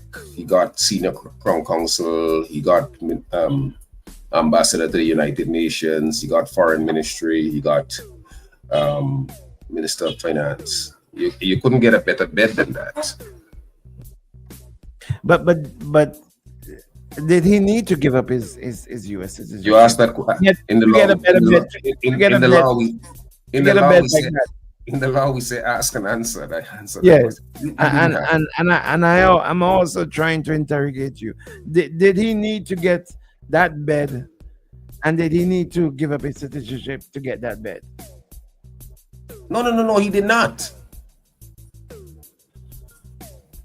Okay, all right. Will this mean also with regards to the legend that if they, well, Marshall said if they need to, they can have a Vincentian passport. Do you know how is this going to work? Will Well, this? then, that was pure symbolism, huh? That was pure symbolism because a legend, any of those legends, as members of CARICOM, can come into St. Vincent or in any other Caribbean state and live for up to 6 months. They can travel. If you're from the OECS, you can travel with a driver's license, a national ID. So you don't even need a passport. If you are from the broader Caribbean, you come in with your Guyanese passport. In the case of Clive Lloyd, you come in the case of Viv Richards, he comes in with a driver's license. He may not even need to come with anything because, I mean, he's such a famous individual that he shows up at Argyle International Airport, and you can be sure that many of the persons there will say, wow, that's Viv Richards, you know? So the symbolism, I mean, I can't grudge the authorities for doing the symbolism, but again, it's the timing that is bad. And the larger question for me is here we are now saying that we want our legends to get a Vincentian passport or give them the opportunity to get a Vincentian passport. But I heard Cian talking about mentioning Des Haynes, who is certainly a Caribbean cricketing giant, but I thought we were talking about the legends from the 1970, 50th anniversary, 1975. That's what I thought as well too. Desmond Haynes didn't make the West Indies team until 1978 against the Australians. So I'm not so sure if he has the name right when he pulled out one of those names. This is not to say that Des Haynes is not a legend, but the point I want to get to is that you may recall back in 2015 when the opposition talked about giving honorary citizenship to Garifuna people in the diaspora. The current Prime Minister of St. Vincent, then as is now, almost had a fit. So you if you're serious about anything at all, and he is a man who claims to understand Garifuna history and makes the point that there was a Garifuna Kalinago genocide in St. Vincent, why would you oppose and try to propagandize in such a negative way honorary citizenship to Garifuna people? But here now, almost in a populist kind of way, saying, "Oh yeah, we need to honor the legends properly." Why don't we want to honor Chatouillet's brothers and sisters? So we selectively pull Chatouillet out and makes him a national hero, and then we want to spit on those persons who were exiled as a result of allying and fighting with Chatouillet. We don't want their forebears to get anything at all. Even at the time when we went to the parliament and passed a law that said second and third generation Vincentians. So being you live in New York or you live in London, you have a child who end up having a child, they can get citizenship. But Garifuna people, Vincentian people, authentic Vincentian people who speak the authentic Vincentian language, we propagandize them and we curse them and say they're coming here to steal our women and our houses and our jobs. Yeah, so that's the context in which I think we need to put all of this. Yeah. Sir, let me be devil's advocate, and not devil's advocate. I thought you were actually devil. Devil, yes, I know you were gonna go there. And that's shady. Will you, in the interest of cricket and young Vincentians, and advise that people go out and witness and be part of the cricket games that will be happening on the Emancipation Weekend? No, I would not. In fact, in my column 2 weeks ago, I said I hope that people don't go because it's not about cricket. It's not about cricket. I think that I don't think, well, in the larger context, I don't like T20 cricket. I think T20 cricket is the emergence and proliferation of T20 cricket is the beginning of the end of West Indies cricket. So I wouldn't support it. I mean, like I said before, the only reason I went last year is because I had never looked at cricket under the lights. So I went to one game. I think Australia played Bangladesh, just to get that experience. But I don't support it on a cricketing level because T20 cricket collapses West Indies red ball cricket. And two, what we have is a farce over this weekend, and I would not advise anyone to go. I wish it could flop, quite frankly. No, and even as a patriot, and this. No, there's no. This thing is not projected as patriotism. This is projected as the great Kishore. It's the great Kishore shallow high fall. It's part and parcel of the great Kishore shallow high fall. So I don't support it at all.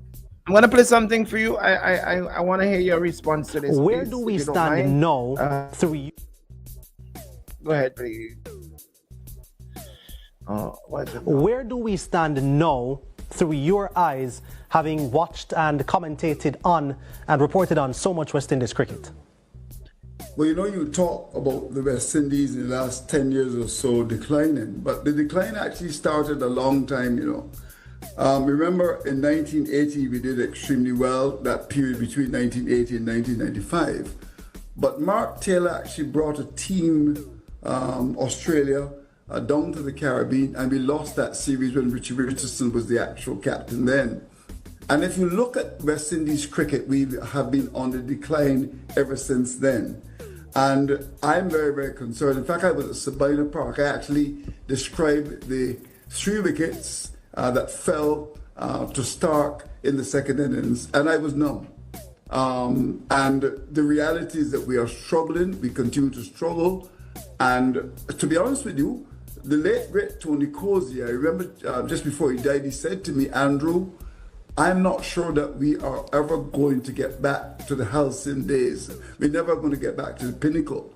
And the evidence of what we've seen so far in the last, I'd say, 3-4 years, it looks as if things are getting worse. To be honest with you, I'm not sure that we're going to make it. I'm very concerned. I'm very worried about West Indies cricket. When you look at all the levels, even at the under-19 level, yes, we see 1 or 2 players coming through. But when you get to the test level, our cricketers are not making it at all. We're not batting well, sir. We're not fielding well. We're not catching well. Our bowling today looks pretty okay. And if you ask me, the big problem with West Indies cricket is that we are not handling fast bowling as we used to.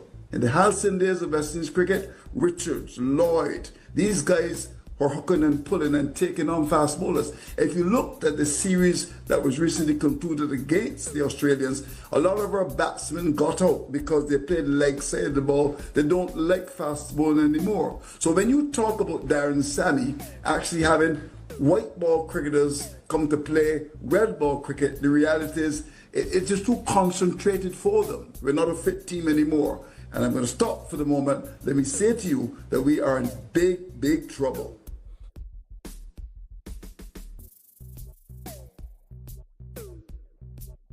Give me a response, because we got another segment.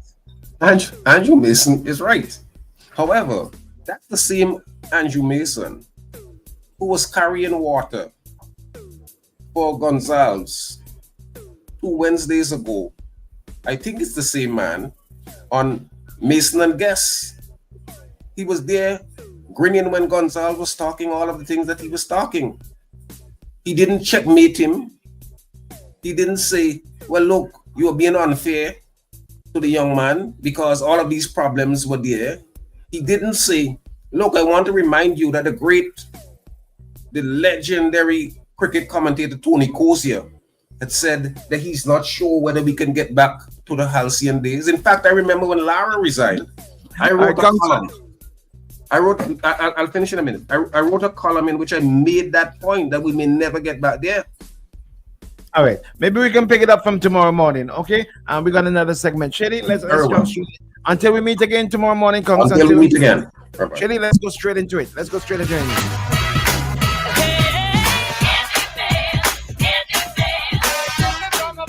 Like I said, we're having some problems with our fixed line, so we're gonna have to call us via our WhatsApp line. Lyndon Biffett Vibes Cartel Money. Tell the partner, call it on the WhatsApp. Wait there. Lyndon Biffett Vibes Cartel Money. My gosh, I'm not supposed to be shouting. I know, I'm feeling it whenever I shout. Lyndon Biffett Vibes Cartel Money. Where is your boy? He's supposed to be calling us. And please ask him to call us on the WhatsApp line. I don't know what's going on with our fixed line. Lyndon Biffett Vibes Cartel Money. Where is he? Let me message him and tell him to call the WhatsApp line.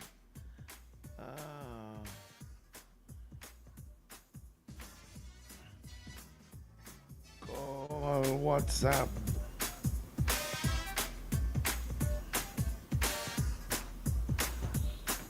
Where you, buddy? Where you? I know you have a lot to say today. I know you have a lot to say this morning after yesterday's Parliament session and bills that were passed in Parliament. Oh yeah, here he is. You're gonna come in and you're gonna start talking about Zaka, yo, comrade Shady, whatever. Good morning. Mr. Sugar Day now. Shady, answer comment, Shady. I'm not gonna answer this guy. I'm not gonna answer that. The answer's going crazy this morning. What's the answer? Oh gosh. The man, sugar. Have some sugar right for the answer do there. Watch trouble now. Watch run out. Good morning, comrade Shady. Don't answer. Morning. Comrade, are you ready for the Emancipation Cricket Festival? Of course. He was just told that not to go. He was just told by the good council not to go. You hear Badman say, I wish it flop. Oh, God. Come on, hear Badman say, I wish it flop. The most patriotic patriot in the history of patriotism. So I wish it flop. You know? Bing. Good morning, Bing. Don't call my name. You are a real two-face. You. Yeah, don't call my name. Don't call my name. You are nobody's friend. You, Bing. You. I know why you're a friend. I'm not your friend. Imagine you did that to your friend. Huh? You bring your friend on radio to ask him if he ran for election in Simmons, then they're gonna as a dual citizen, carrying his U.S. passport probably in his front pocket and the Vinci passport in his back pocket, and trick the people about giving up his passport but never did. You did that to your friend? The man sound like he want the all to open up and take him in, and you wouldn't stop giving you one-line answers. Yes, no, you didn't have to. Read the room, Ben. Read the room. Do that to your own friend. Yeah, with friends like you, we need enemies. Mr. Irrelevant himself. The irony of the whole situation. Man says Ralph Gonsalves looking for relevance. When Ralph talk his news, when Ralph Gonsalves open his mouth and speaks his news, all around the region, all around the world. And the only time he makes a publication is when he pay for it. Ralph just get it for free. Right. Brother, you know what irrelevant means? Huh? Irrelevant is a man that The man that spends the most money of any invention anywhere in the world. The man who spends the most money to be on radio and in publications. And nobody pays attention to him.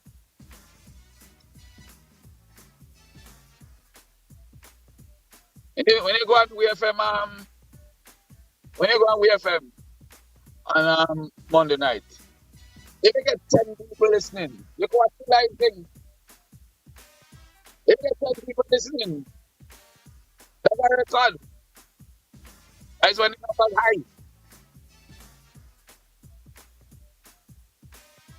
But says Ralph is relevant. Well, and the hypocrisy of Jomo Thomas. Jomo comes on to tell you, it's over 8,000 days since ULP and government. They haven't brought integrity legislation yet. How many days was it when you decided to run for leader? Was there integrity legislation? Since you have so much of a problem with it now. But it wasn't a big issue when you wanted to run. It's such a big hypocrite. Why? You're wondering why honor the legends now. Why you didn't do it 10 years ago? 10 years ago you were running for Labour. Why you didn't propose to do it? Huh? What year did Cricket West Indies honor the legends? Can I ask the question, Bing? Bing, you know? What year did Cricket West Indies honor the legends?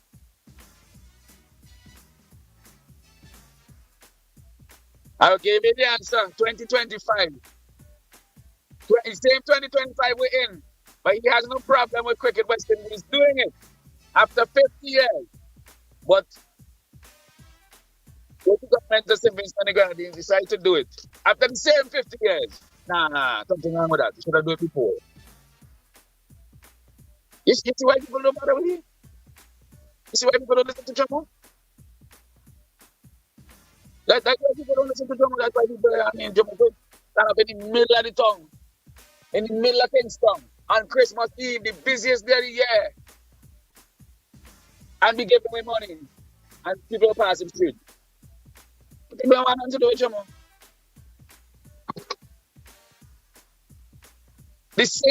The reason why we have decided as part of the 50th anniversary World Champions, we have decided as part of our commemoration, we are doing this gesture as part of the 50th. So you can understand about that. That's planned. The major part of it, but it's one off. So we do it. You want it flat. There's a lot of things you want it flat. And you want it flat because of Ralph. Because you hate Ralph. Because you lied to Ralph and to the country. And when he find out, he throw you away.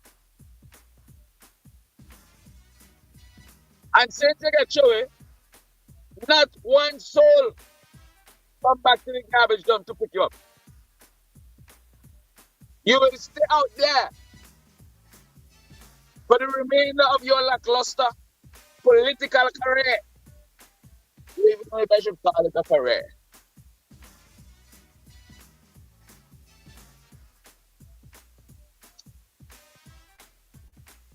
This matter of 352 persons granted citizenship over a 6-year period.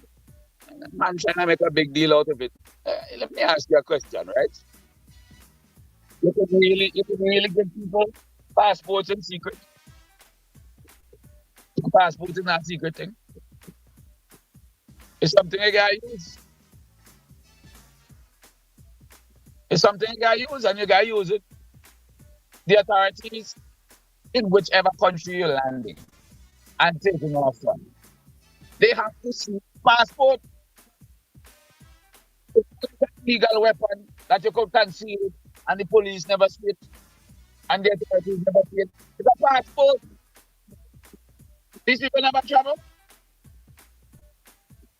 The passport same like your US passport. That's how people make it. So how does it make an argument? It is the most foolish argument that Ralph is giving away all these Vincentian passports, yet none of them have turned up anywhere in the world. So people just collecting these Vincentian passports. They're paying Ralph, according to you, they're paying Ralph big money for Vincentian passports to keep as souvenir. I did not retire it. Something wrong about it. Bring the names of the people. Bring them.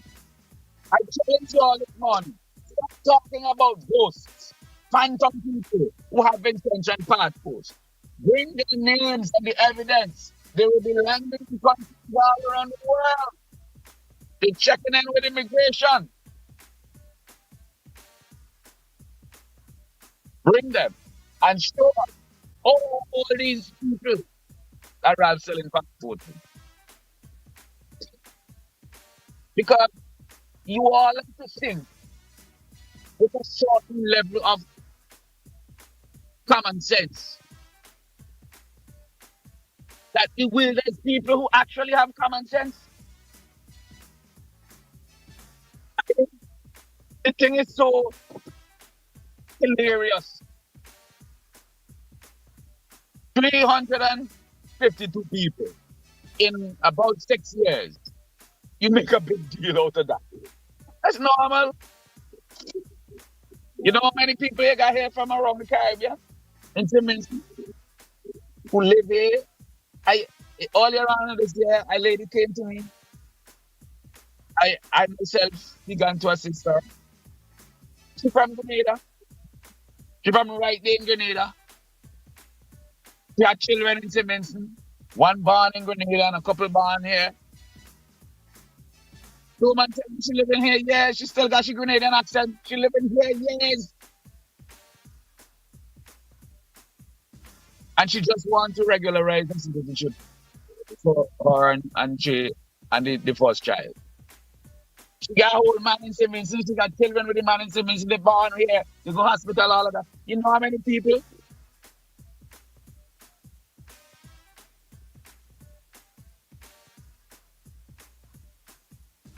You know? Many people around the region. Many people come here and get married and they stay. They live here, they work here. And that's the difference between what the law that we have, which is the same law from James Mitchell time, as you know, being nothing ain't changed.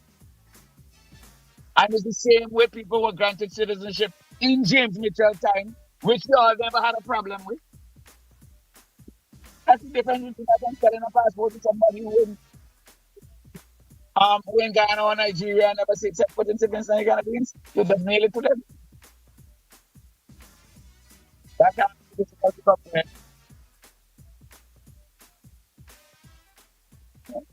And in any case, you make a big deal out of 352 people.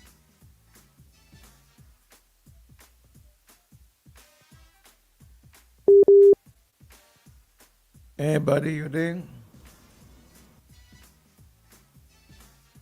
I think he's having some signal problems. We still standing by. The press officer is still on the line. I'm seeing him still online, but he's probably having. I don't know if he's in the elevator. I definitely have some questions for him. Can you call back, please? Vibes Cartel Money, could you tell him to call back, please? Because I have some questions for him. Some pertinent questions. Some very important questions I want to ask him this morning. Vibes Cartel Money, Lyndon James. What's your team name again? The Vibes Cartel Money Kings.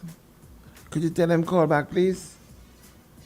I really want to ask him some questions. On a serious note, I really want to ask him some questions. Come now, man. Tell him man call back, please. Let me see if I can reach him.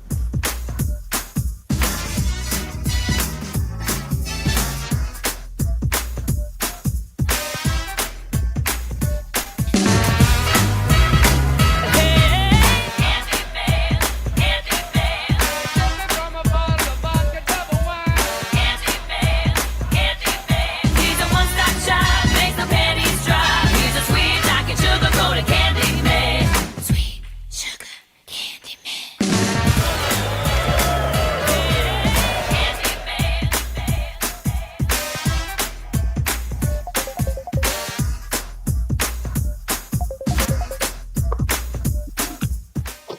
Alright, we got you back. You in the elevator? No, I don't know what happened. The call dropped out. Okay, alright, cool. But, there seem to be some as I was telling you, problems here. yes, I just got out of the vehicle actually. Say good morning to your friend. Which one? Live on the air. Which one? Bing. My comrade, good morning to you. How you doing? Good morning to all your listeners. I understand that your ratings are a little down, so you wanted Candyman to get into the hear the corporate voice. Immediately, this voice bring you a few $1,000 more a minute because I want to help so that the business is saying, well, the comrade will touch base with Big Norn again, so we have to do some advertisement. But you sure? I want to encourage them to give you of all the radio stations.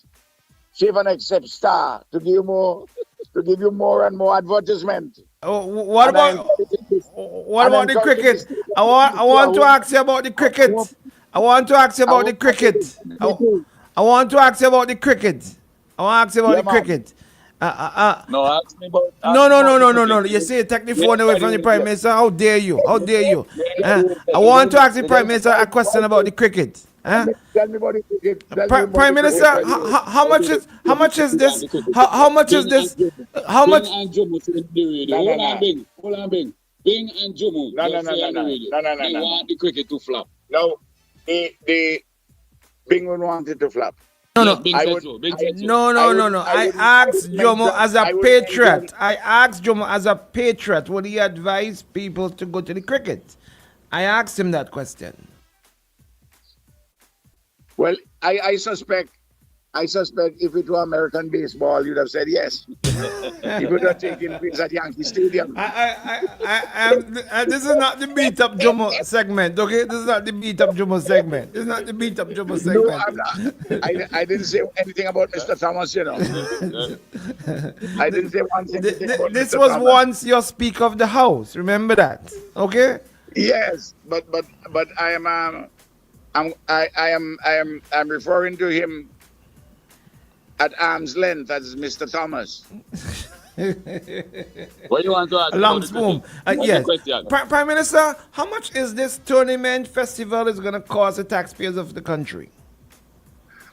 I don't have the final number, but it would be, I would think, in the region of about $750,000. I'm giving you a back of the envelope number because I had seen last week at cabinet a number provided by the committee. Of course, some of that would relate to some numbers where you may get some in-kind stuff, so that may take care of some of the expenses. Now, the concert in the one family concert in 2023, year before, as we had explained, that number was in the region of $500,000. Remember this, Bing. Emancipation was not recognized. August the 1st was not recognized in any significant way before the ULP came to office. Remember, they had it as the first Monday in May. The first Monday in August. Just like how they had put Labor Day the first Monday in May. But it was I still say Labor Day must be the first of May. But it was still emancipation. We still knew that it was No. emancipation. They used to call it August Monday. Yeah. Okay. How much will each player be getting? How much will each player be getting for this tournament? I believe the players who are coming are not, as the advice that I've received are not charging monies in the sense of professional fees. I think a stipend is accorded them. Listen, Keswick Williams is the man who organized those guys from outside. Keswick, a lot of them come in to do Keswick and St. Vincent and the Grenadines and West Indies cricket a favor. Not cricket West Indies, West Indies cricket, which is two different things. We are trying to see if we can make sure that West Indies cricket is properly grounded in the people and have legitimacy there. Yes. Cricket West Indies doesn't have a legitimacy among the people. Their legitimacy is derived from the International Cricket Conference, which currently is controlled by Indian cricket imperialism. I don't know about I don't know about that. I don't know about that. Will Cricket West Indies president be invited officially to this tournament festival? I don't know if Comrade Carlos James has invited him. I could inquire that. But do you think? Do you think he should be? Do you think as president he should be? The least of my concerns. Do you think as president of Cricket West Indies, a game which you love so much, should be invited? What do you think? No, this is not being held under the auspices of Cricket West Indies. What I can say, but as a young Vincentian, as a Vincentian who's heading Cricket West Indies, what do you think? You gotta let the Prime Minister answer, otherwise I'll cut off the call. Listen, leave me and the Prime Minister alone. You can't get involved. You leave me and the Prime Minister alone. Leave me and the Prime Minister alone. PM, go ahead. Answer, PM. Answer. It's like once upon a time, I was cross-examining a woman in the witness box in an important case. And when I cross-examined her, she stopped answering. So I asked Justice Monica Joseph to please help me and advise the woman that she has to answer my questions. So the judge said, yes, madam, you need to answer the question. He has a right to cross-examine you. And she answered. A woman from the folk say yes. He has a right to cross-examine me, but he have a right to cross-question me.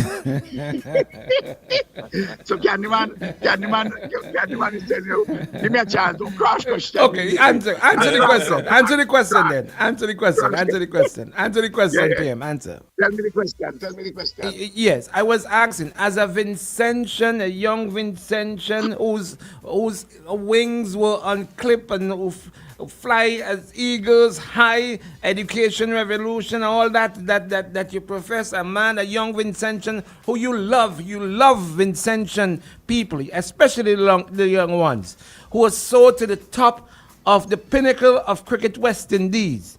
Do you think that he should be invited? I supported Dr. Shallow to succeed. First of all, Skerritt. And then of course the team of Skerritt and Shallow to succeed Dave Cameron.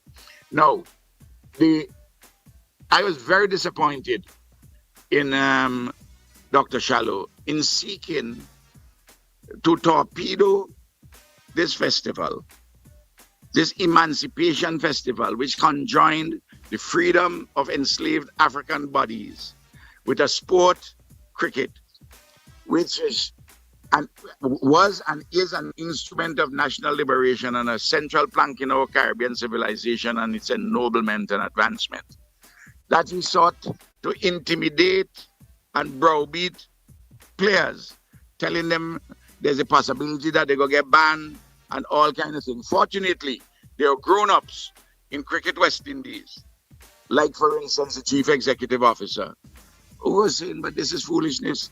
There are no commercial rights involved in this festival. We ain't paying any TV rights. We don't doing this. Apart from larger questions about, restraint of trade and all the rest of it. But just as you were doing, PM, you tried to go around to get permission instead of going through the proper channels? Why did you do But that? I insist that I did not have to go through Cricket West Indies. I insist on that. You have heard me repeatedly. No, the thing is this: I wanted Mr. Dennis O'Brien to say what of IPL, of CPL, to say what he said. In fact, he went beyond what I expected him to say. That he is delighted to have this festival, that he will support it. Oh, and we have no objection. And if you want any help, please contact us. You know? And this is a man, this is a Caucasian from Ireland, you know, albeit anti-colonial Ireland. And he's heading of the repair campaign group, conjoining with us to fight for reparations. I mean, Dennis O'Brien, former owner, principal shareholder of Digicel, is a progressive man. So here you have a man from Ireland, a Caucasian, supporting emancipation and the liberating force of West Indies cricket. And Shallow, Dr. Shallow, was seeking to undermine it. Those are the facts before us. But also the facts also, PM, is that this man from Ireland came back and said, listen, you guys have to go through Cricket West Indies. No. Those are the facts, PM. A further letter was sent saying that, listen, the structure is that you have to go through Cricket West Indies. No, what happened is this.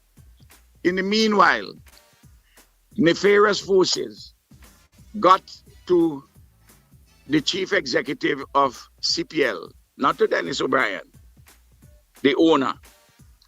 And he wrote and said, well, listen, you know, I thought you all had the support from Cricket West Indies and so on, and we go through them. But swiftly, they issued a letter afterwards, a third letter, saying, look, we were given certain assurances. We repeat that we are delighted, and so on and so forth. In other words, within 24 hours, 48 hours after an attempt to undermine the glorious CPL embrace, somebody was trying nefariously behind the scenes to undermine that. But the pressure from the people, the good sense of the grown-ups, not, listen, infantile people can't, comrade. Brethren, you're talking to the world boss. You're talking to the soon to be 6-star general. You hear me this? You're gonna get this like me. What makes you think you're gonna win the next election, Prime Minister? PM, what makes you think you're gonna win the next election? Tell me. What makes you think you're gonna win the next election? Well, let me ask you something. If you are a betting man, on the basis of what happened over the last 25 years, who you put money on? Which no. Well, first of all, I'm not a betting. I'm not a betting man. I'm not a betting man. I'm asking you based on what has taken place. Okay, let me throw it back to you. Based on what has taken place over the last 25 years, what makes you think you're going to win the next general elections? Well, the reason being is that we have an excellent record. We are in communion with the people. The people are voting party, then leader, then candidate is important. But party leader, you think that anybody going to leave the world boss, the 5-star general, and go for a weak, indecisive, lazy leader? PM, thank you very much. Thank you very much, PM. We're going to take a commercial. Thank you very much. Thank you very much, PM. Thank you. I can't make it to you this month. I tell you, don't call nobody about no Dr. Whitewashing. Don't call nobody Dr. Whitewash. You know West Indies got another whitewash last night. Shady, do not play that song. Shady. Shady playing can't kill me. Shady, do not play that song. Shady, play.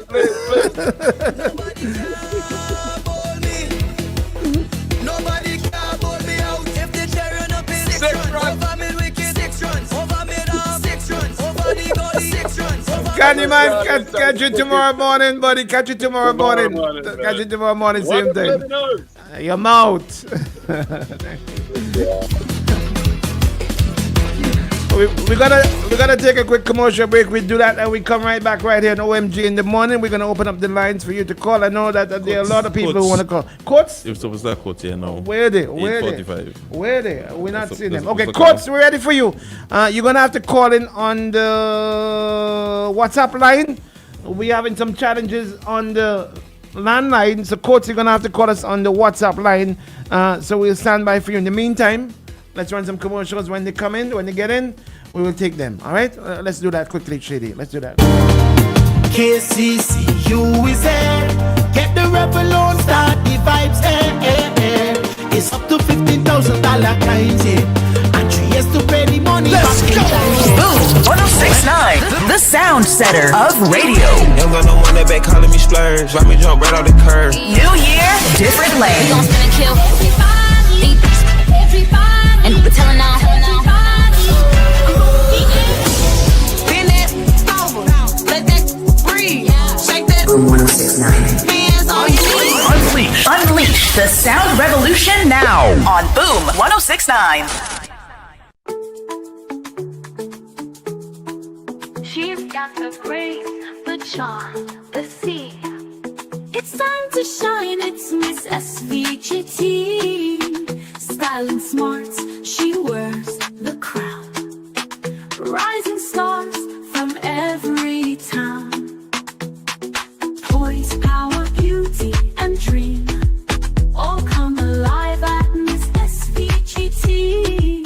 Come feel the magic, come feel the vibe. Support your queen, the future's bright. Miss SVGT, where queens are seen.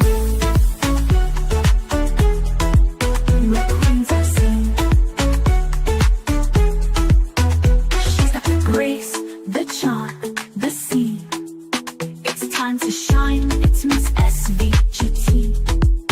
Style and smarts, she... On your marks, get set, go! The road to supremacy starts in 784. Sweet Vincy! 4 teams, 1 dream. The battle begins at the CBN Winlock Windward Islands School Games 2025 from July 26th to August 2nd. Welcome to our shores as we face off with the best of the best from Dineja Isle, Dominica to Grenada, the island of Spice, and St. Lucia, Helen of the West. All coming to challenge the pride of St. Vincent and the Grenadines. Celebrating 100 years of tradition, talent, and triumph. The oldest games in the region take center stage. Be there for the grand opening ceremony and track and field events. Saturday, July 26th at the Sir Vincent Beach Athletic Stadium. This is more than a game. It's history. It's passion. It's CBN Winlocks Windward Island School Games 2025 in Sweet Vincy 784. Dragged on. Excellent length. 50 years ago, the West Indies conquered the world in 1975. Now, in 2025, we honor that legacy with bat, ball, and Caribbean soul. The SVG Emancipation Cricket Festival is here. From July 31st to August 3rd, join us as 4 powerhouse captains. Kesrick Williams, Carlos Brathwaite, Lyndon James, and Jamel Warrican lead the charge. Also meet our legends, Clive Lloyd, Andy Roberts, Collis King, Derek Murray, and Alvin Kalicharan.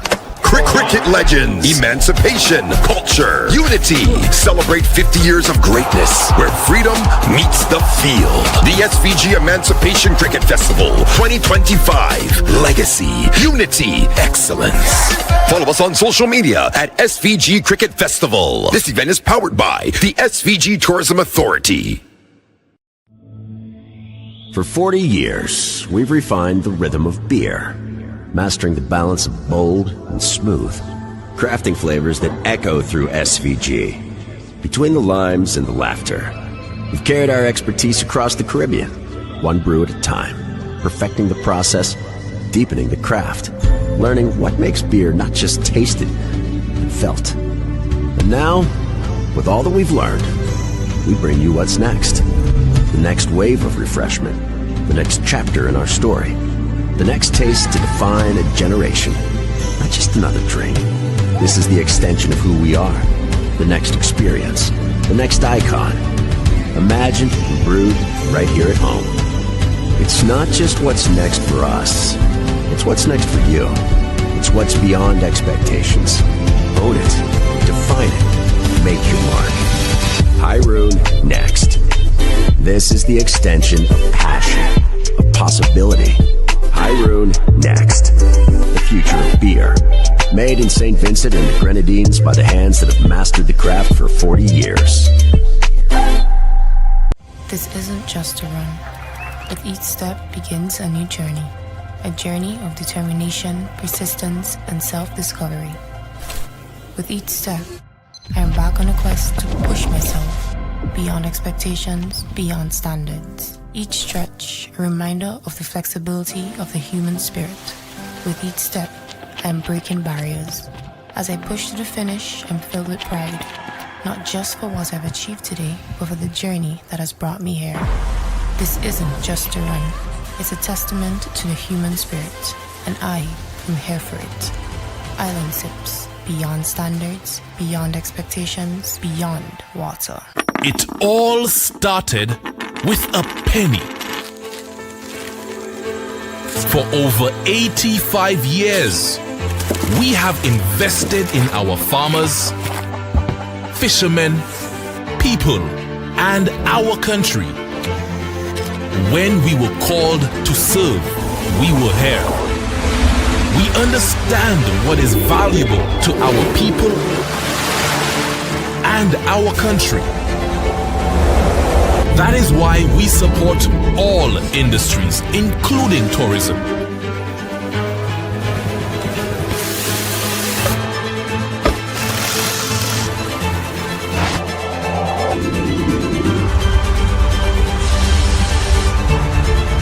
We are the bridge towards a brighter future and economic growth. When our people, government, and businesses called upon us, we were here.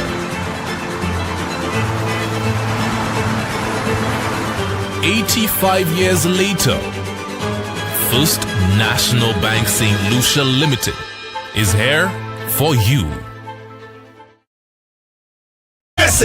Get yourself a smart toilet seat or a complete toilet today at one of our 4 authorized hardware stores: General Hardware, Gibson's Building Supplies, Lane's Hardware, or Miners Hardware. For more information, you can call us at 457-1703 or visit our website, justwashit.vc. OMG in the morning.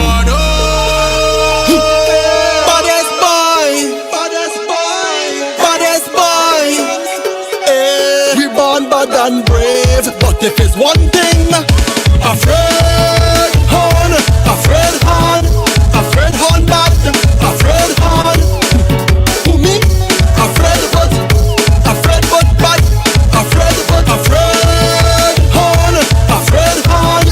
afraid horn bad, afraid horn. Who me? Afraid but bad, afraid but. You must be think horn easy.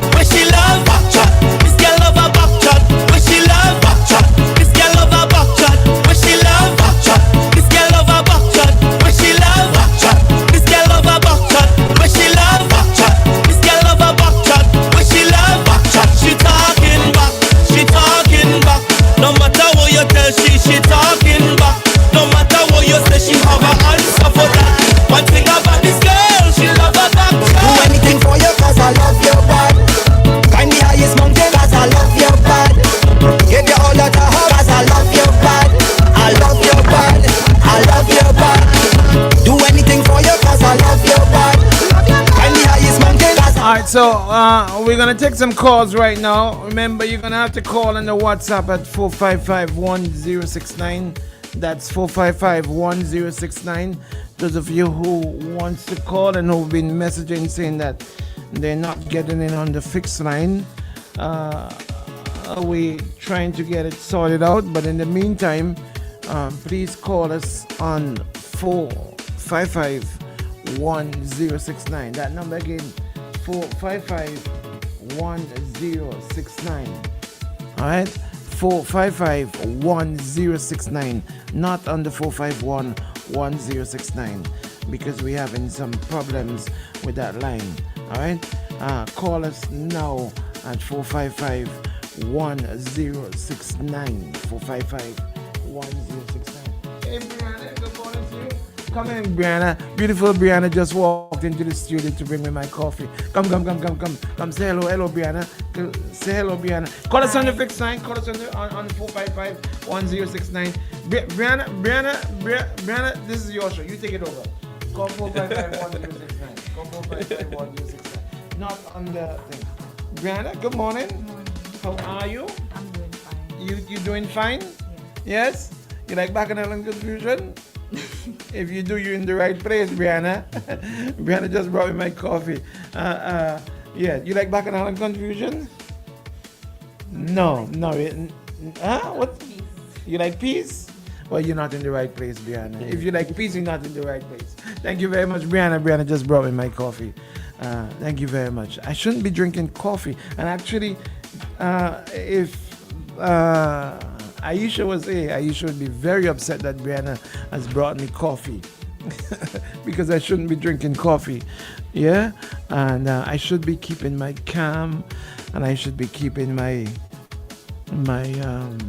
everything. I should be not stressing and all of that. Okay, do not call me on my phone. My phone number is similar to the station phone number. The number that you should be calling on is 455-1069. That's the number you should be calling on. Not my phone, okay? Not my phone. And I can't say what my phone number is. Yeah. Good morning, caller. You're live. Good morning. Good morning, Sobbing. Good morning, sir. How are you? I am well. Good morning, Shady. Good morning, Kansu. Hear his voice dropped. This is a good man because you know that I should be. You know that I have a condition. So you see, I'm a caring man. Yeah. Until I'm ready. You see, until he gets into the Hamilton bit and he just go up like Hamilton, like he just take off. Come on to you, brother. How are you? Morning, man. I'm good. Yeah. Actually, just got up here on the boat, so. Well, don't tell me you miss. You got a lot of things to talk about this morning, boy. I heard it all. I heard from CN right down to the Prime Minister. Wow. I heard it all. So you got things to and talk. Oh yes, and all I have to do is laugh. So I'll start from the back end. I love the way that you asked the Prime Minister for 25 years. What makes him think that the people will elect him again? The thing is that he forgot that right now he's running a minority government. He forgot that. He forgot that he's running a minority government. And the majority of Vincentians are saying that we are not sympathetic to you and we are not impressed with what you have done and are doing. He forget that. So when he's talking about wall bars and 6 bars and 6 general, he needs to remember that right now he's not even standing firm in his own constituency, and I could tell him that. Henson King could tell him that. And I hope you heard what he said. The people are voting party and leadership. Yes, he did say party that. He said and the leadership. Not candidates. Not candidates. Party and leadership. So you see, sometimes when they just talk and don't realize that they're letting out what has to come out. The second thing is, and I hope the people are listening. Huh? Very much so.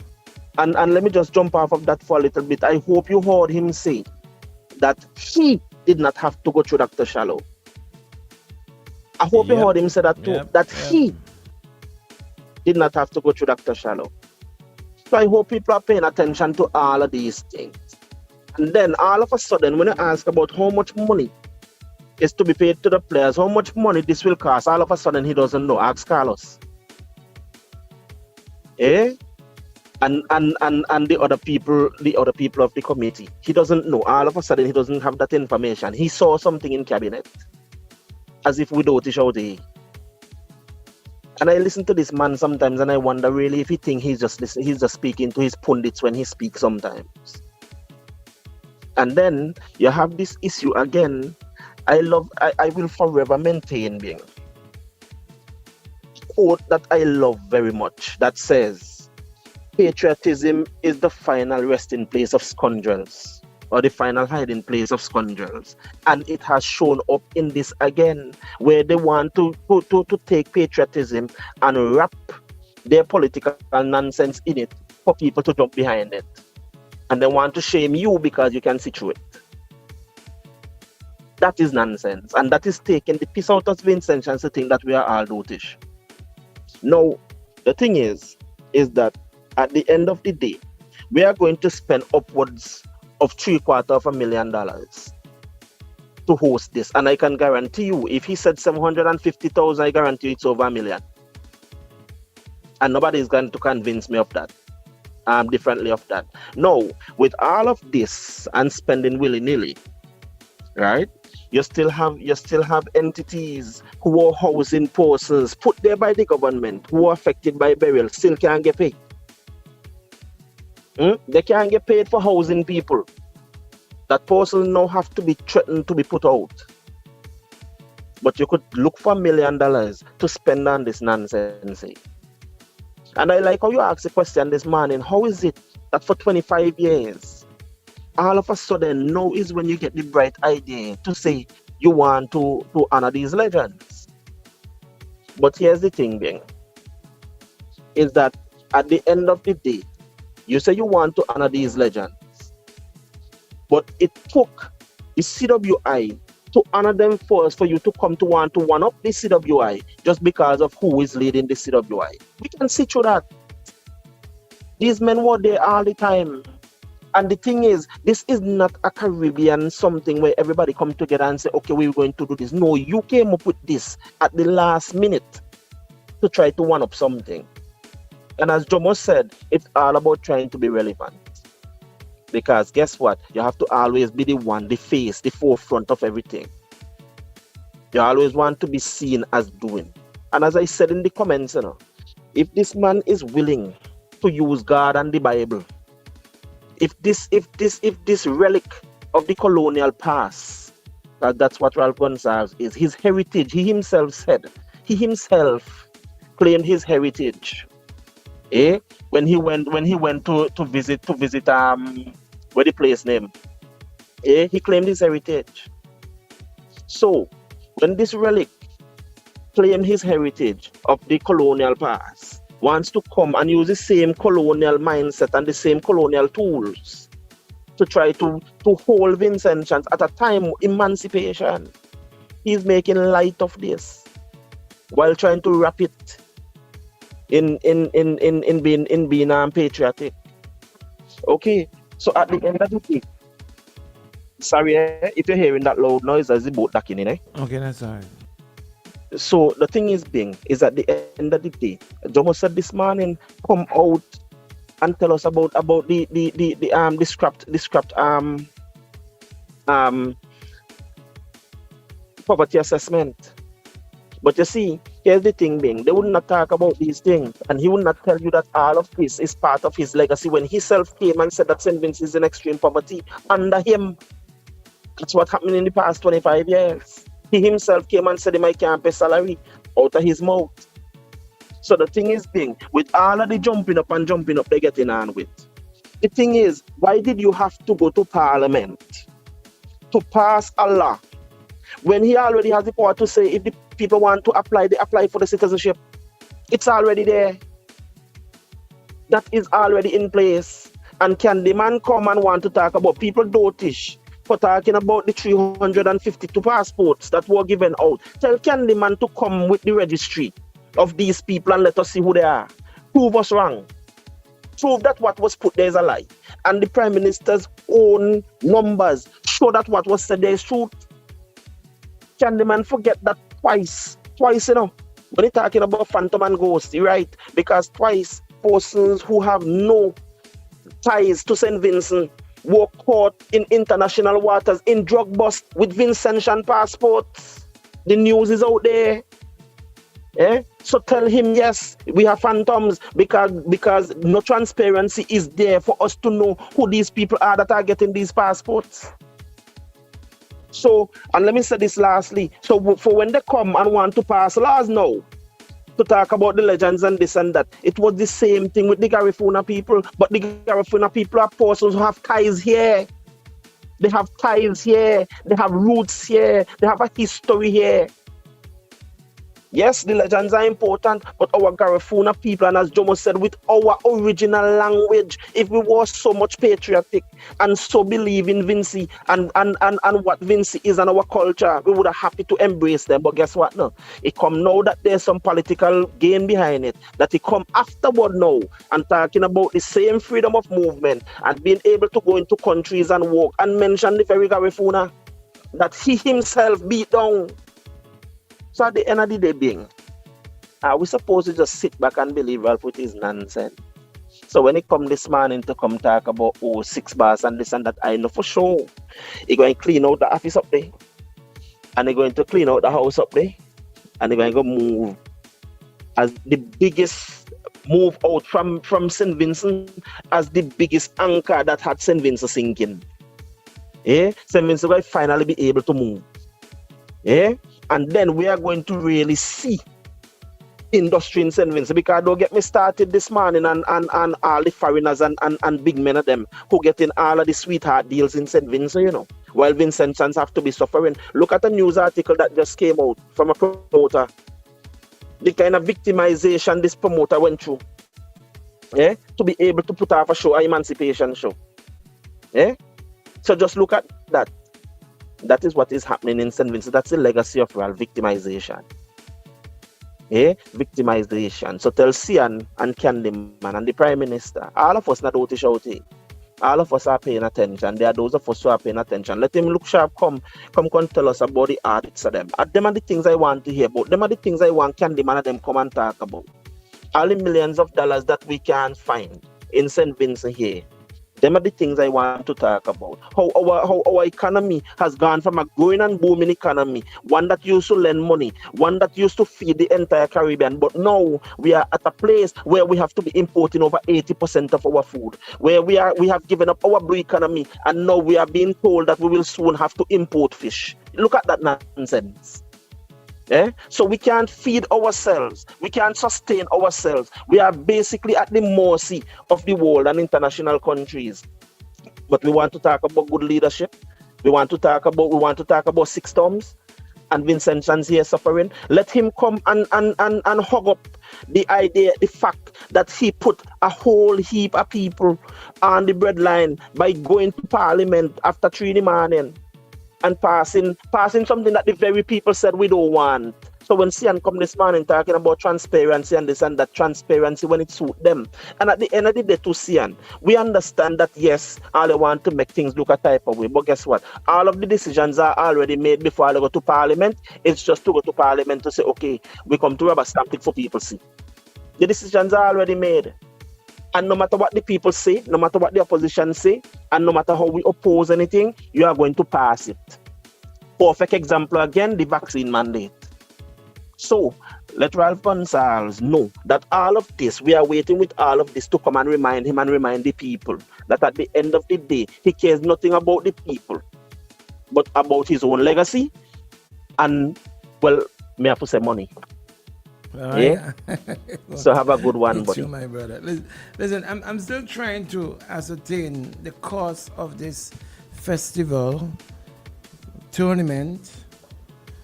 It's still between a festival and a tournament. Still trying to find that out. Are you sure? Yes.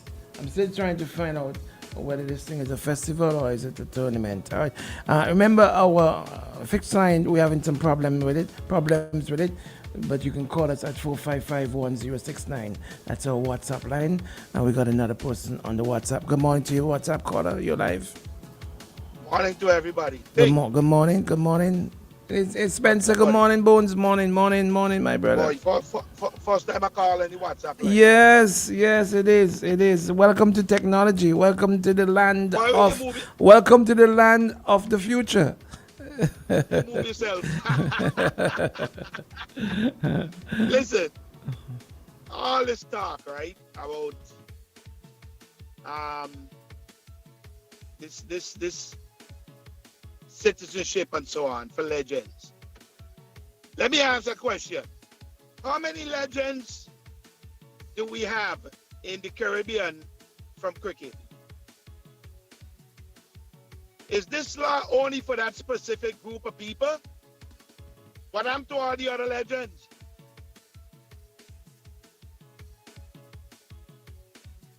You see the point?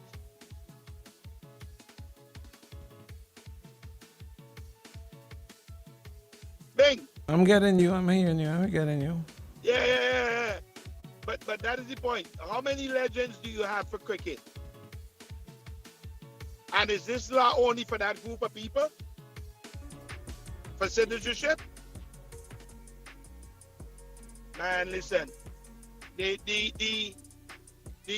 facade that is created in politics is really amazing.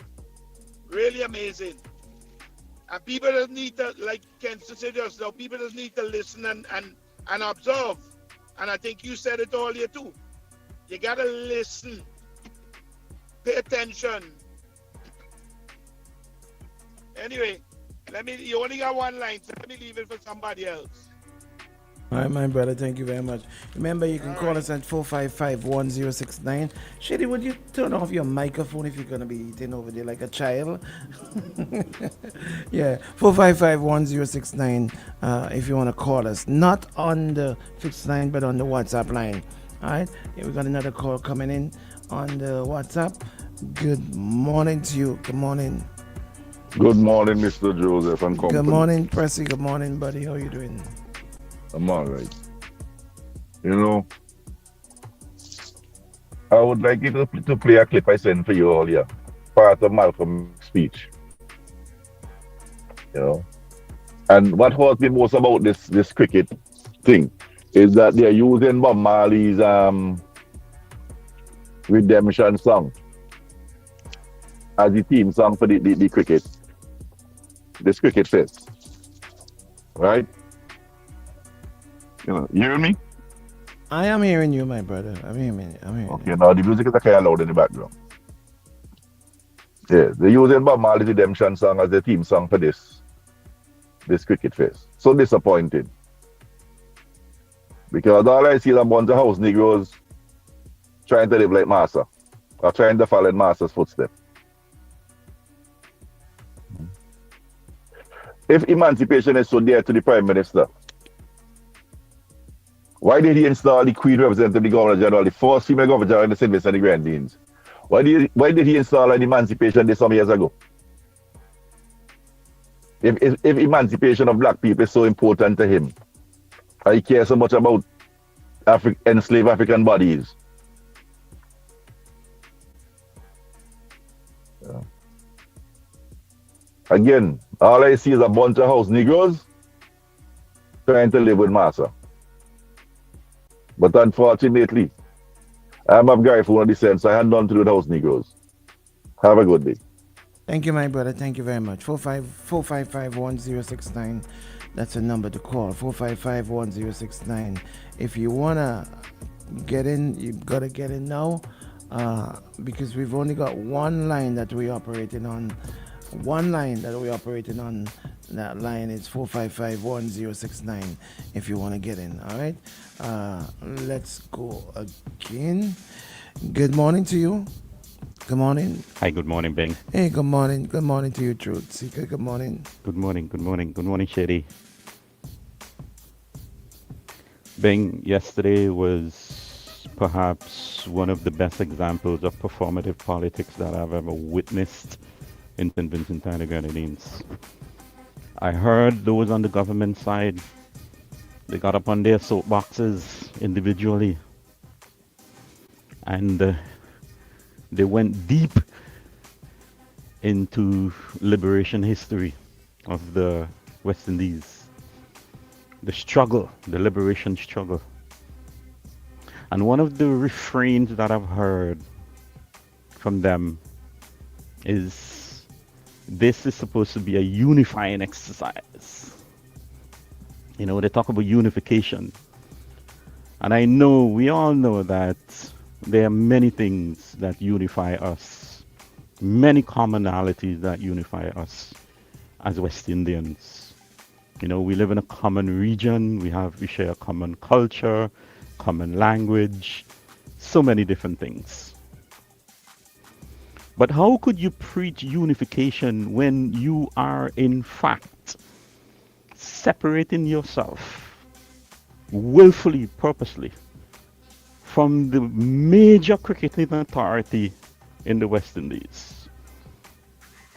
How could you talk about unification when a son of the soil, a Vincentian who pulled himself up by his bootstraps, and as you said, reached the pinnacle, and you are treating him as if he's a non-entity? You see, we always say this, fool a talk, but no fool a listen. I listened to my representative, Central Leeward, Minister of Sports, and he stood up in righteous indignation, talk about his love for sports and love for cricket. He said he visited North Windward and North Leeward recently to speak with some young people. Mind you, no mention about Central Leeward. Eh? No mention about the possibility of him within his purview as Minister of Sports, honoring the legends by creating the enabling policies and concomitant environment to create new legends after the fact. So that when Alvin Kalachuran and Mr. Kanai and the other living legends finally close their eyes and go on to their eternal rest, they would do so with a smile on their face because they know that new legends are coming to fill their shoes. Nothing like that was mentioned yesterday, Bing. And they talk about unification, they talk about emancipation. As far as I'm concerned, and I say this without fear of contradiction, who want to comment me, comment me. This so-called emancipation exercise is just a continuation of the mental slavery perpetrated by Ralph Gonsalves and his ULP. And I rest it there, Bing. Blessings to you and Shady. Keep up the good work. Thank you very much, my brother. I appreciate it. Thank you very much. 455-1069. That's 455-1069. We got Dr. Richards coming in soon, so if you want to get in, you're going to call us on the WhatsApp line at 455-1069. Now, I have been since, what it is, Tuesday? Yesterday, when I came back in, I've been trying to ascertain how much this festival tournament is going to cost us. How much is it going to cost us to fly in the cricketers who will be coming in from inside, to house them, accommodate them? How much is it going to cost us to bring the total, all of the legends, how many ever they are? How much is it going to cost us to pay the local players? Are we paying them? And if we're paying them, how much are we paying them? The local players in the tournament. How much is it going to cost us? Now, Barbados, Cricket West Indies, when they held their honoring in Barbados some months ago for the legends, they give them a plaque and $10,000 US. What are we going to give them? Are we going to give them a plaque and 10,000 US dollars? Or are we going to give them a plaque and 20,000 US dollars each? I've been trying to get this. I've been trying to find out this. And nobody seems to know. I've been told constantly, well, you're going to have to check with Carlos. You're going to have to check with everyone I asked. Have told me. Cian Marshall told me that this morning. Candyman told me that this morning. And of course, you heard Prime Minister Gonsalves telling me that this morning. That, well, Carlos is the one you're going to have to. And Carlos is Carlos. Okay, so you know what? I'm going to reach out to Carlos. Not now, but I'm going to reach out to Carlos and find out.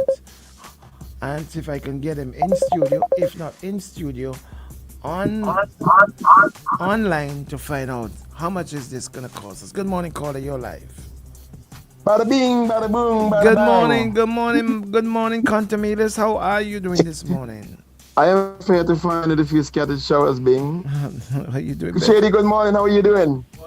I did netball last night. Shady come harass me. I played me game on my phone. Shady come harass me. Shady was at netball last night. Yes, when the school games going on right now. But that is a whole other story. Hold on, Contamilas. Is Shady playing at the? Is he playing there? Is he playing? No, I went and support. No. You don't No, go went and to support. You don't go and support. Shady don't go nowhere unless he making money. You figure you had a little thing playing Yes, there too? Shady don't go nowhere unless he making money. Lord have mercy. Anyway, good morning, Contamilas. Let's go. Yes. Bing, these people want to honor the legends, and yes, I agree that the legends should be honored in some way, form, or fashion. Although I still maintain also that we have quite a lot of legends here who represented St. Vincent in many different areas who should be honored also. Be that as it may, we decided to honor the legend. But how could you honor the legends with a stolen idea? How could you choose to honor the legends when you stole somebody's intellectual property? You can use that to honor the legends? I don't think the legends would like that. I don't think Sir Andy, Sir Viv, Clive Lloyd, and the others would want to know that they are being honored based on a stolen idea, somebody's stolen intellectual property. Because that idea for that cricket was stolen, and they know it. And every time I mention it, they duck from it. Shame and disgrace in terms of you wanting to honor legends with something that you stole from somebody, another black brother. And we talking about honoring? Bing, this is not right. Definitely not right. Good morning. Thank you very much, my brother. Thank you very much. Yeah. 4511069. That's a number to call to get in. 4511069. Yes. So as I was saying, no one has been able to tell me how much is this costing us. Taxpayers. How much is it costing taxpayers? Now, 2 or 3 years ago, when the event was held, I am not sure, but I stand corrected whether it was all paid for by the taxpayers of St. Vincent and the Grenadines, or whether it was paid for by member states of the region. All right, Prime Minister Gonsalves said that it was a bit. How much did he say? 400 something? Seven. No. This one is gonna. Yeah, it's $700,000. $750. Yeah. $750,000. That was a couple years ago. All right. Good morning, caller. You're live. Good morning. Good morning, Bing. Good morning, Shady. Good morning. Good morning. Listeners. Good morning, sir. Good morning. Good morning. Rather interesting discussion this morning. I just want to make my 2 bits comments. In relation to the cricket festival, I know that the Prime Minister said that, and Candyman, that they didn't have to go to West Indies cricket and all of that. Now, if you're talking about unity, I don't know how you can have the governing body here and you think you can just bypass them. Now, the other thing is, I think very early, Jomo made a call and say if we really want to know what happened, we should get the letter that was originally sent to the CPL. True. Because that might have been the letter that described what they were going to have. We don't know if adjustments were made, remember when the Minister of Tourism unveiled this, they talk about Premier Cricket thing in the region and all of that. And they said it was a competition then. No, the change. We don't know what went on behind the scene. But my other thing is this quickly. West Indies is having particular problems with red ball cricket. We cannot fix that with a weekend tournament. I don't know how that is going to help to fix anything. What we should have been doing, that same money that we're using, why can't we use it to purchase gears for schools so that the children, the youngsters can have access to gears, because cricket gears are not cheap. Why can't we use that money to provide gears to school? Why can't we use that same money to talk about the development of youngsters and trying to attract them to the game? But you know what happened? Those are developmental issues. They transcend political cycles. So they are not attractive. They don't give a damn about that. But organizing a tournament is glitz and glamour, and people would remember you for it. And if you make the investment now, it could be another government way down the road.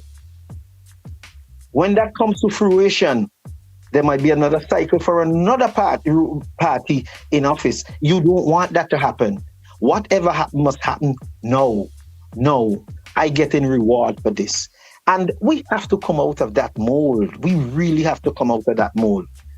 And it is so sad that we can take this time that should have been a time of unity and help to further divide the people. And I'll tell you this tournament would not have been thought for if Kishore Shallow was not in the running as an NDP candidate. It is all about that. That's my contribution. Thank you very much, my brother. I really do appreciate it. Thank you very much. Yeah.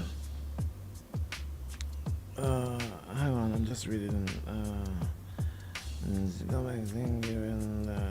What transfers so the question remains how best to move forward. It's really help. Don't know. At least we're talking. Just give me a minute, please. Is there another call coming in? Yes, it is. Caller, good morning, your life. Good morning. Good morning. Okay, what's going on here? Shady, hang on. Hang on, caller. Keep calling.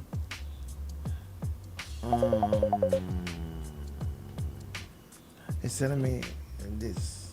Hang on, caller. Don't hang up, please. Don't hang up. What is that? No.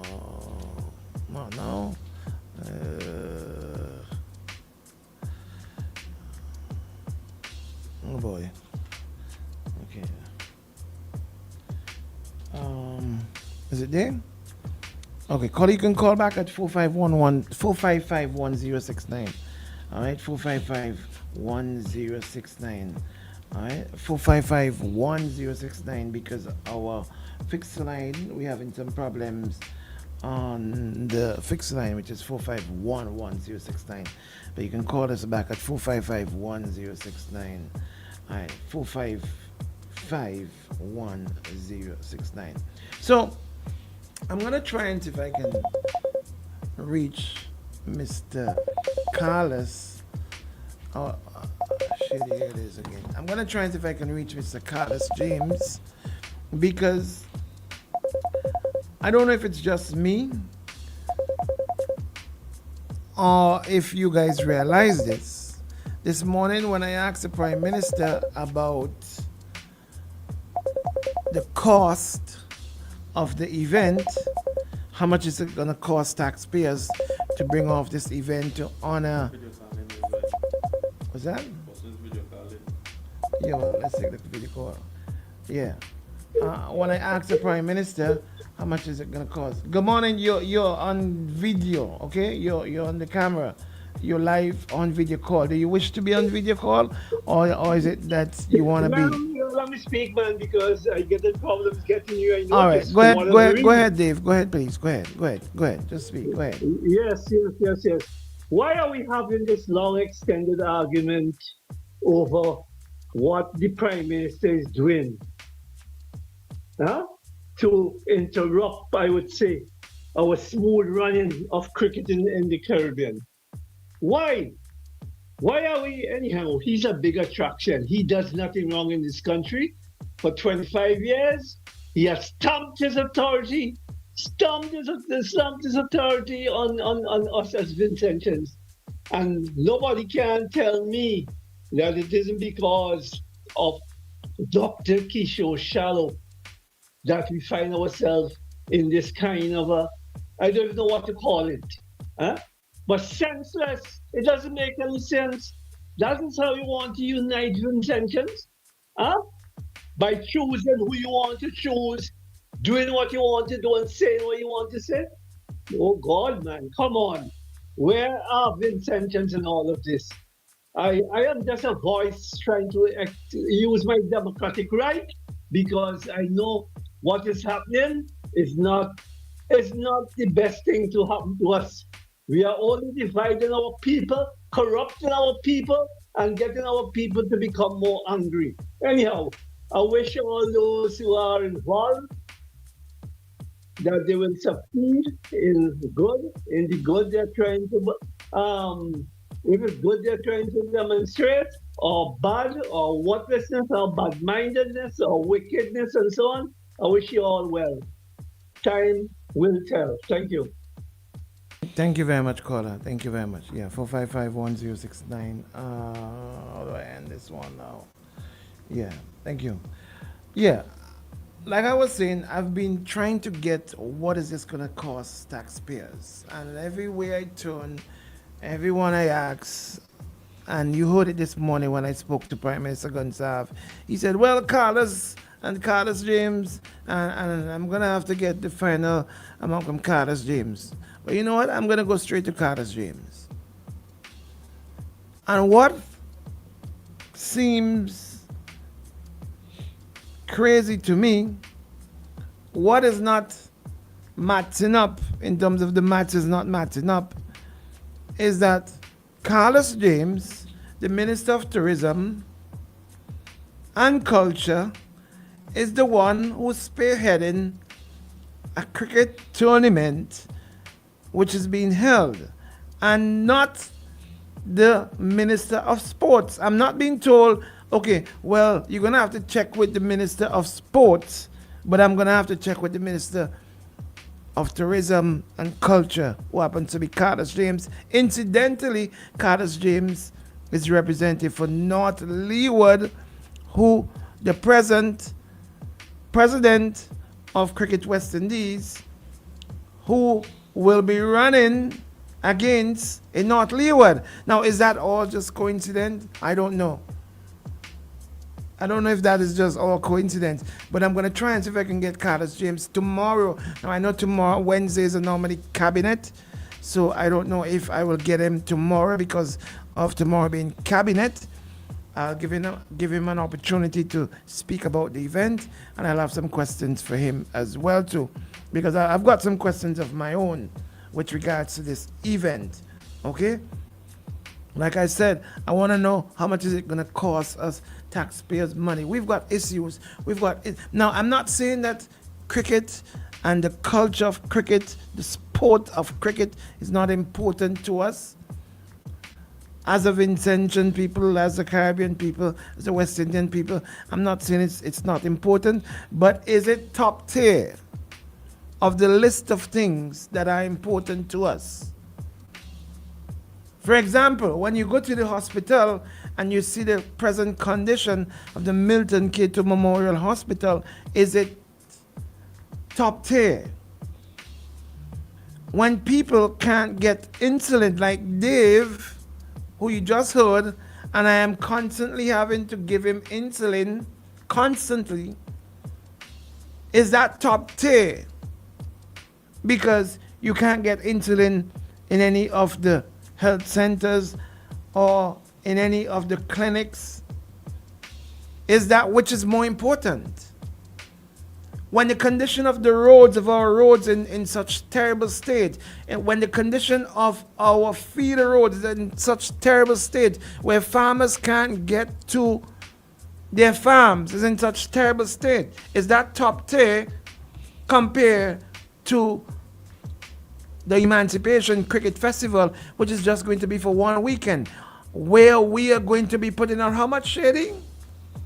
I think it's $750,000, and I know it's US. Is it US? He said. Yeah. You sure he said US? Yeah. Which is going to be over $1 million. Now, over that $1 million, what can we do for our people who are struggling? We've got so many issues. We've got issues with mental health. Yesterday, I heard of a situation with regard to someone who's struggling with mental health, and we've got issues. We got like every island, we've got issues, but where do we prioritize the small amount of monies we've got? How do we use those monies? I think it's political. Now, you know, if I was doing well and I didn't have my issue, I would have been jumping and screaming all over the place. But, you know, I am trying to be a little bit more calm because my doctors has ordered me to, you know, Bing, you gotta, if you want to go on the radio, you gotta keep your levels calm, right? But we've got issues. One weekend, $750,000. One weekend. Political, you say? Or is it really genuine West Indies cricket that we're more concerned about?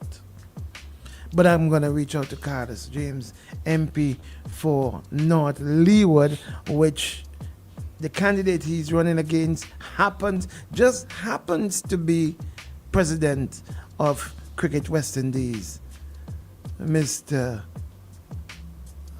Dr. Kishore Shallow. I am going to reach out to him. I know tomorrow is cabinet. I'm not sure if I will get him available tomorrow, but I am going to get him. I give you my word, I am going to get him before the week is over. But Friday being a holiday, that throws a spoke in the wheel. But I'm going to get the Honorable Carlos James, who I'm being channeled to by everyone.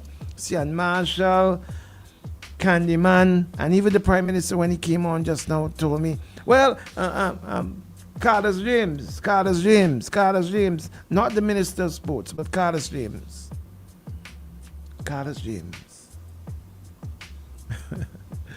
Ah, boy, let's take some commercials before we get back.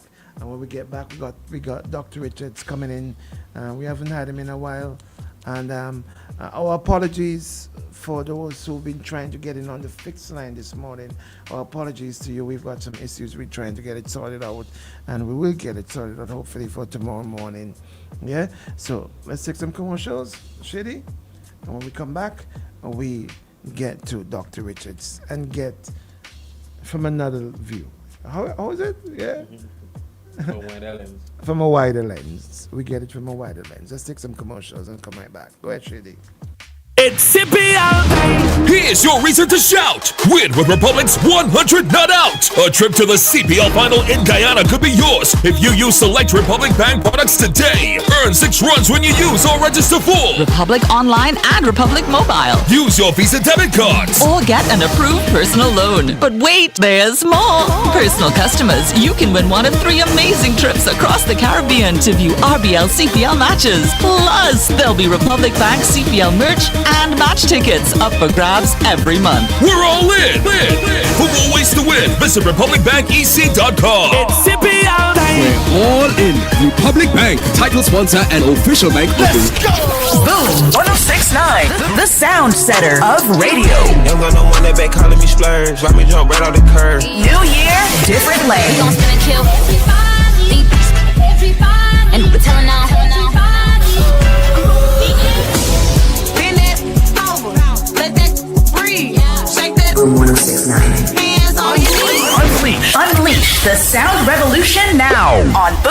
1069. Our world is filled with rhythm. Rhythm that's unapologetic, infectious, timeless. Rhythm is commitment in action. It's how we show up for each other with unrelenting support that goes the distance. Rhythm lives in the tiny beats of our most intimate moments and the seismic roars of our biggest achievements. Rhythm is resilience in motion. So even when things go out of sync, we do what it takes to bring the rhythm back. At Flow, we understand your rhythm because we live it. That's why we're dedicated to building a network as resilient as you, with a team of familiar faces working every day to keep you on beat. You're at the heart of everything we do, and our commitment is to keep your rhythm flowing, no matter what. For 40 years, we've refined the rhythm of beer, mastering the balance of bold and smooth, crafting flavors that echo through SVG. Between the limes and the laughter, we've carried our expertise across the Caribbean, one brew at a time, perfecting the process, deepening the craft, learning what makes beer not just tasted, but felt. And now, with all that we've learned, we bring you what's next. The next wave of refreshment, the next chapter in our story, the next taste to define a generation, not just another drink. This is the extension of who we are, the next experience, the next icon, imagined and brewed right here at home. It's not just what's next for us, it's what's next for you. It's what's beyond expectations. Own it, define it, make your mark. Hyrule next. This is the extension of passion, of possibility. Hyrule next. The future of beer. Made in St. Vincent and the Grenadines by the hands that have mastered the craft for 40 years.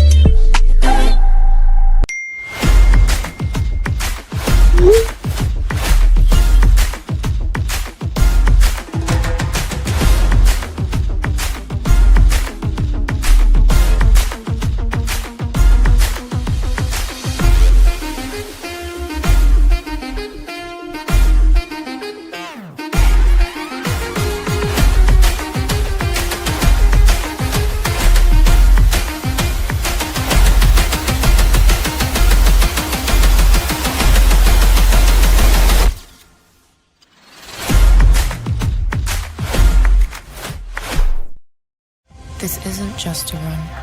With each step begins a new journey. A journey of determination, persistence, and self-discovery. With each step, I embark on a quest to push myself beyond expectations, beyond standards. Each stretch, a reminder of the flexibility of the human spirit. With each step, I am breaking barriers. As I push to the finish, I'm filled with pride. Not just for what I've achieved today, but for the journey that has brought me here. This isn't just a run. It's a testament to the human spirit, and I am here for it. Island Sips, beyond standards, beyond expectations, beyond water.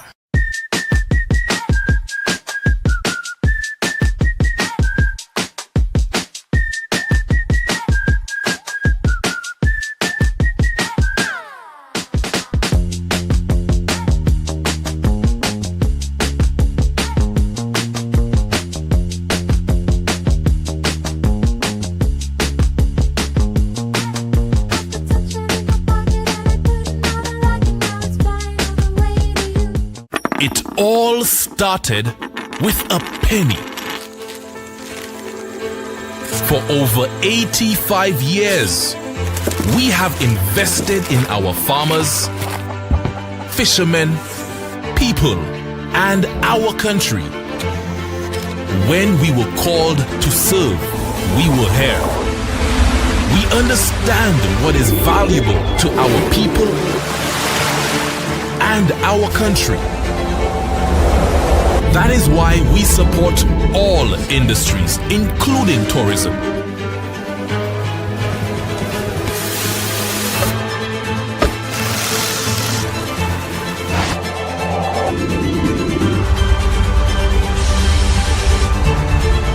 We are the bridge towards a brighter future and economic growth. When our people, government, and businesses called upon us, we were here. 80 SVG Limited. OMG in the morning. Let's check in with the doc and look at things with a wider lens. Pastor Richards on OMG.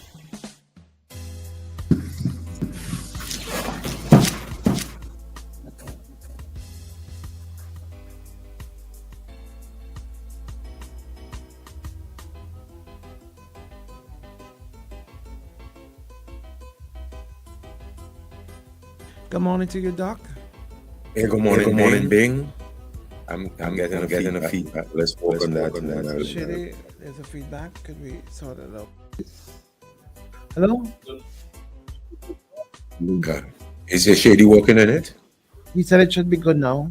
It's good to go now, yes. Good morning, St. Vincent and the Grenadines. This is my first time back on the live in this fashion for quite some time. So, again, good morning and thank you for your patience while I was out. I see that this morning the discussion is again on that difficult subject of cricket. I want to comment on it, and at the same time, I am cautious. Make sure that background music is down, whomever is responsible. It's kind of hard to think when it is so loud. Okay, thank you. Yeah. I want to comment on the cricket, but I don't know how my comments will be taken. I don't even know if I'm fully qualified. I'm not much of a cricket enthusiast these days. Cricket West Indies or West Indies cricket. I know some will try to nuance the difference, but cricket, for what it is, I'm talking cricket. And West Indies cricket in the West Indies is not, it's just not at a good place. I mean, we know that. So let's not skirt around it. Let's not dance around it. Let that reality, soak in. I know there are many, many diehard fans, mostly in the over 40s. I remember when the World Cup was being the leg that was in St. Vincent, the games that were here. I remember making commentaries on this radio, and I asked you, Bing, about the attendance of the young people and the additional effort that was being made to draw and attract young people to the game, and if we felt like we saw them in droves. I think I went to every match, despite my better. I think I went to every match, save for one.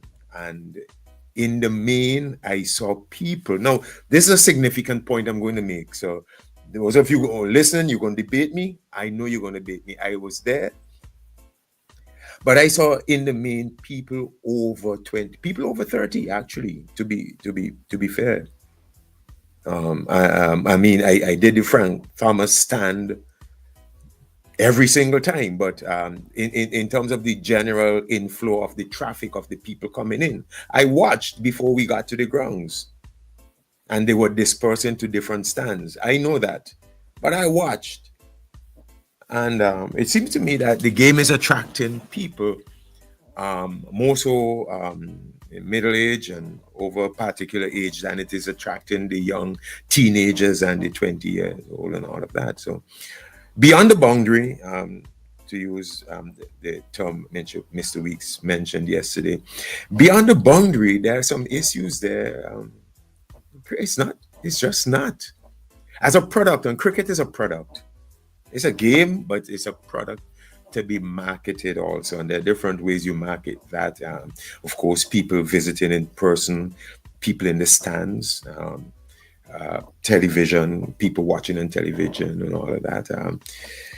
It's not in a good place when you watch the test match cricket, for example, and even other forms of cricket beyond test match cricket, unless it's a major game. It really has no attractional.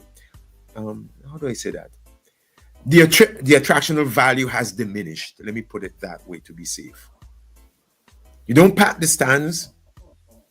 anymore.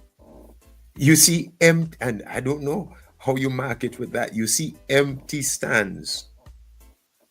It's not a good product. Maybe there are those who tune to watch it, and many of you tune to watch cricket. Others, tune to do other things. The question I want to ask, but we have to be fair, because the diehards and the people who are going to bash me for saying this, you're not going to like it. But at some point, we have to face the reality. Is cricket on life support? And how long has it been on life support? You listen to Andrew Mason, right? You listen. Not me saying it, right? But you listen to others saying it. Is cricket vibrant and thriving on its own in all of our territories? Do you get the sense like it's like someone on the hospital bed hooked up to machines and different support to have different infusions and injections to keep the thing alive, but on its own, without the infusions and the injections, the thing is going to die a natural death.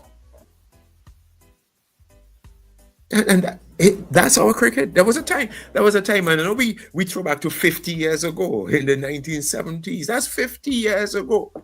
And we are still living 50 years in the past, and that's part of our problem. The past is so glorified. The past is so glorified that we want to extend this longevity into the future. So we not really future. We look back more than we look forward. Back to the glory days. Back to the days of Lloyd and Kalicharan when he hit his wasn't it Frederick hitting that six in World Cup cricket, falling back on his wicket. I've never seen anything like that since. You get a six, but you're out. 6 and out. Those were great days, yes. But are we so entrenched and living in those days that basically there's no life and vitality going forward? I mean, cricket in the West Indies. I'm not talking about going to Sydney cricket ground. I'm not talking about going to Perth or Melbourne or Lords. I'm not talking about the Premier League in India. I'm talking about West Indies cricket. What's the future, not the past? I know we have a great past, glorified past, a past to be proud of. But where are we now, and where are we headed? My contention, to be honest with you, watching the crowds or lack thereof at the games and watching various narratives related to and listening to various narratives related to West Indies cricket and feeling the energy or the lack thereof pertaining to West Indies cricket. There's a lot of negativity. There's a lot of negativity concerning West Indies cricket. And if we are honest, we would admit that. And if we are honest, we would admit that it does not have the attractional force that it used to have. And if we are honest, we would admit that a lot of infusions and injections are needed in order to just lift the thing off the bed and get it moving. If we are honest, we would admit that the days of Paul Keane Douglas, Tanty Merle, was it Tanty Merle? Yes, Tanty Merle. Yeah. We would admit that those days are long gone and are not coming back. People are just not enthused. Cricket, life support. And the question I want to ask is, seriously, how much value is cricket still to us? And of course, you have to dig into the history to get that, where the game came from. It's not really our game. It's not intrinsic to us. Let's understand that. Cricket is not our game. When you think of the big stadiums and especially Lords and all of that, you know who cricket is for. You know why cricket thrived in the 1970s and why it became a catalytic tool for us. If you listen to Lloyd and some of what I've listened to what he said, and Richards too, I've listened to some of what he said in the 90s, back then when they were dominating. And Greenwich, he was mean. It was our way of exacting our little pound of flesh. I know in Perth, Australia, they didn't even want West Indies bowlers to bowl the way they could, and a lot of rules came in, but we were We were exacting our pound of flesh. It was our way of beating up on those who had mastered us. It had a real value. My people, it had a real value. And it was useful then. I would give that. But have we gone past where we were 50 years ago, where we needed cricket to make that statement? Or are we going to continue half a century later to be the same place where we were? Hasn't that statement been made? You know, always die hard. And I mean, something worked in the past, you think, let's hold on to it and beat it and use it again and again and again. But have we outlived that particular utility value of cricket? We have to ask ourselves, what is cricket useful for? Back then it had that value. Today, well, okay, let us say we are not there anymore. What about the entertainment value? Does cricket have a real supreme entertainment value? I went to the World Cup games that were here, and I was there mostly for, I don't know if I watched a whole lot. The atmosphere, it was great. I loved it. I love being out in the light. It was something to do. We don't have a lot of that here in St. Vincent. So it was something to do, being where thousands of Vincentians were gathered with one commonality to support the Maroon Boys. That was great. That was fantastic. But it was more the atmosphere, the people going down to the concession stand. It was all of that more so than the game of cricket itself. I could have done the same thing if they brought, if we don't do rugby here. I could have done that if they had done football or whatever. I would have enjoyed just the same. It was not the game of cricket itself that gave me the pleasure. Frankly speaking, compared to other sports, and this is just my opinion, but compared to other sports, cricket is difficult to watch. It's particularly test matches, like watching grass grow. Nothing happened over after over after over, and then there's an occasional 4 or 6 in a chair, and then it's so the question is, and I'm going to wrap up here. I have to wrap up, but the question is cricket worth saving, and the monies and all the effort and the investment and the infusions and the injections, is cricket worth saving? Because if you throw back 50 years ago, I would answer yes. Yes. If you throw back 50 years ago. Because cricket then was a unifying force. Cricket then was a source of pride. Cricket then was a source of buoyancy. Notice the 3 things I said: unifying force, pride, and buoyancy. And right now, cricket is not a unifying force, and that is the antithetical nature of the thing. It's counterintuitive. In fact, I say counterintuitive because cricket is much more divisive. Some would say divisive. Cricket is much more divisive now than unifying. That is true. You listen to the narratives this morning, you listen to the talks this morning, and if you are for one part, and it's too partisan. And mostly along the line of politics. So the thing is highly divisive. It is toxic. And anything that is toxic, you don't want to embrace, you don't want to hold, you don't want to bring near. That's why I'm asking, is it worth saving? Is it worth saving? You know, I'm going to give you 2 words and I'm going to end. Placebo and panacea. And I think most of you listening, you know the meaning of placebo and you know the meaning of panacea. How do I say this? What?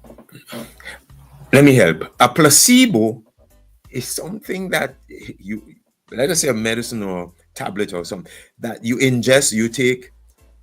It basically has no physiological benefit. It makes no physiological lasting change, but it will definitely give you a psychological boost. It's like a sugar pill. All right. A panacea, on the other hand, will make effective difference to just all and sundry. And what cricket in the West Indies need right now is not a placebo. I enjoyed the games when I went, but placebo. And we could continue to have games and all of that, but placebo, because like Andrew Mason said, stuff going on and it's headed downward. And I don't see on the foreseeable horizon any meaningful panacea for West Indies cricket. You know, when someone sometimes someone is on the deathbed, they chew up a lot in terms of keeping them on life support, in terms of investment. Sometimes they chew up life savings because you keep infusing, but they're on a breathing machine. And at some point, the hard decision comes that it is worth more to pull the plug than to keep the thing on a breathing machine, or to keep the individual on a breathing machine. I know some are going to have a hard time with this, but the person is long gone. The person is long gone. It's just the machine that is inflating and deflating the lungs. But the person is long gone. And somehow, some part of me feel, and I know that it's not going to be a popular point of view, but somehow, some part of me feels that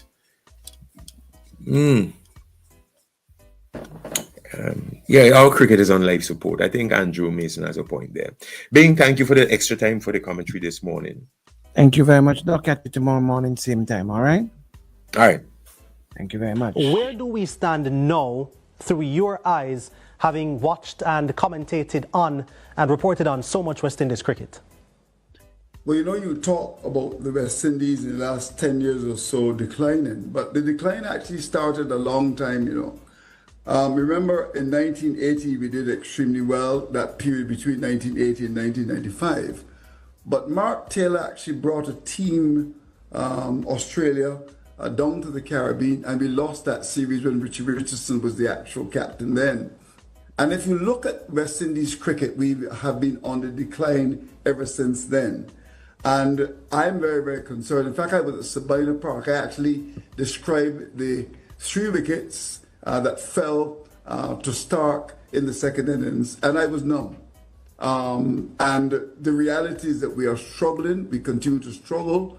And to be honest with you, the late great Tony Cozy, I remember just before he died, he said to me, Andrew, I'm not sure that we are ever going to get back to the halcyon days. We're never going to get back to the pinnacle.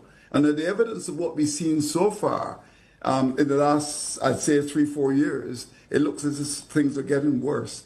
To be honest with you, I'm not sure that we're going to make it. I'm very concerned. I'm very worried about West Indies cricket. When you look at all the levels, even at the under-19 level, yes, we see 1 or 2 players coming through. But when you get to the test level, our cricketers are not making it at all. We're not batting well, sir. We're not fielding well. We're not catching well. Our bowling today looks pretty okay. And if you ask me, the big problem with West Indies cricket is that we are not handling fast bowling as we used to. In the halcyon days of West Indies cricket, Richards, Lloyd, these guys were hooking and pulling and taking on fast bowlers. If you looked at the series that was recently concluded against the Australians, a lot of our batsmen got out because they played leg side of the ball. They don't like fast bowling anymore. So when you talk about Darren Sammy actually having white ball cricketers come to play red ball cricket, the reality is it's just too concentrated for them. We're not a fit team anymore. And I'm going to stop for the moment. Let me say to you that we are in big, big trouble. In North Leeward, in Spring Village, that I have on a mentorship program. 3 of them are cricketers, right? Love cricket, want nothing more. They all want nothing more than to play for West Indies cricket. Cannot find anywhere to practice, but yet you are going to come publicly and criticize West Indies cricket when you are the Prime Minister of a country and you cannot even produce or provide facilities for players to train. You do not have the authority to speak on sports. What are you doing for sports in your country? And if you are not going to do anything for sports in your country, then shut up and don't speak about sports. Leave it to people like Prime Minister Pear in St. Lucia to speak about sports. because he is actually doing things for sports, right? Leave it to Prime Minister Motley to speak about sports. Leave it to President Ali to speak about sports, but you don't speak about sports, right? And this for me is a very passionate thing, because I've been calling on our leaders, especially in St. Vincent and Grenadines.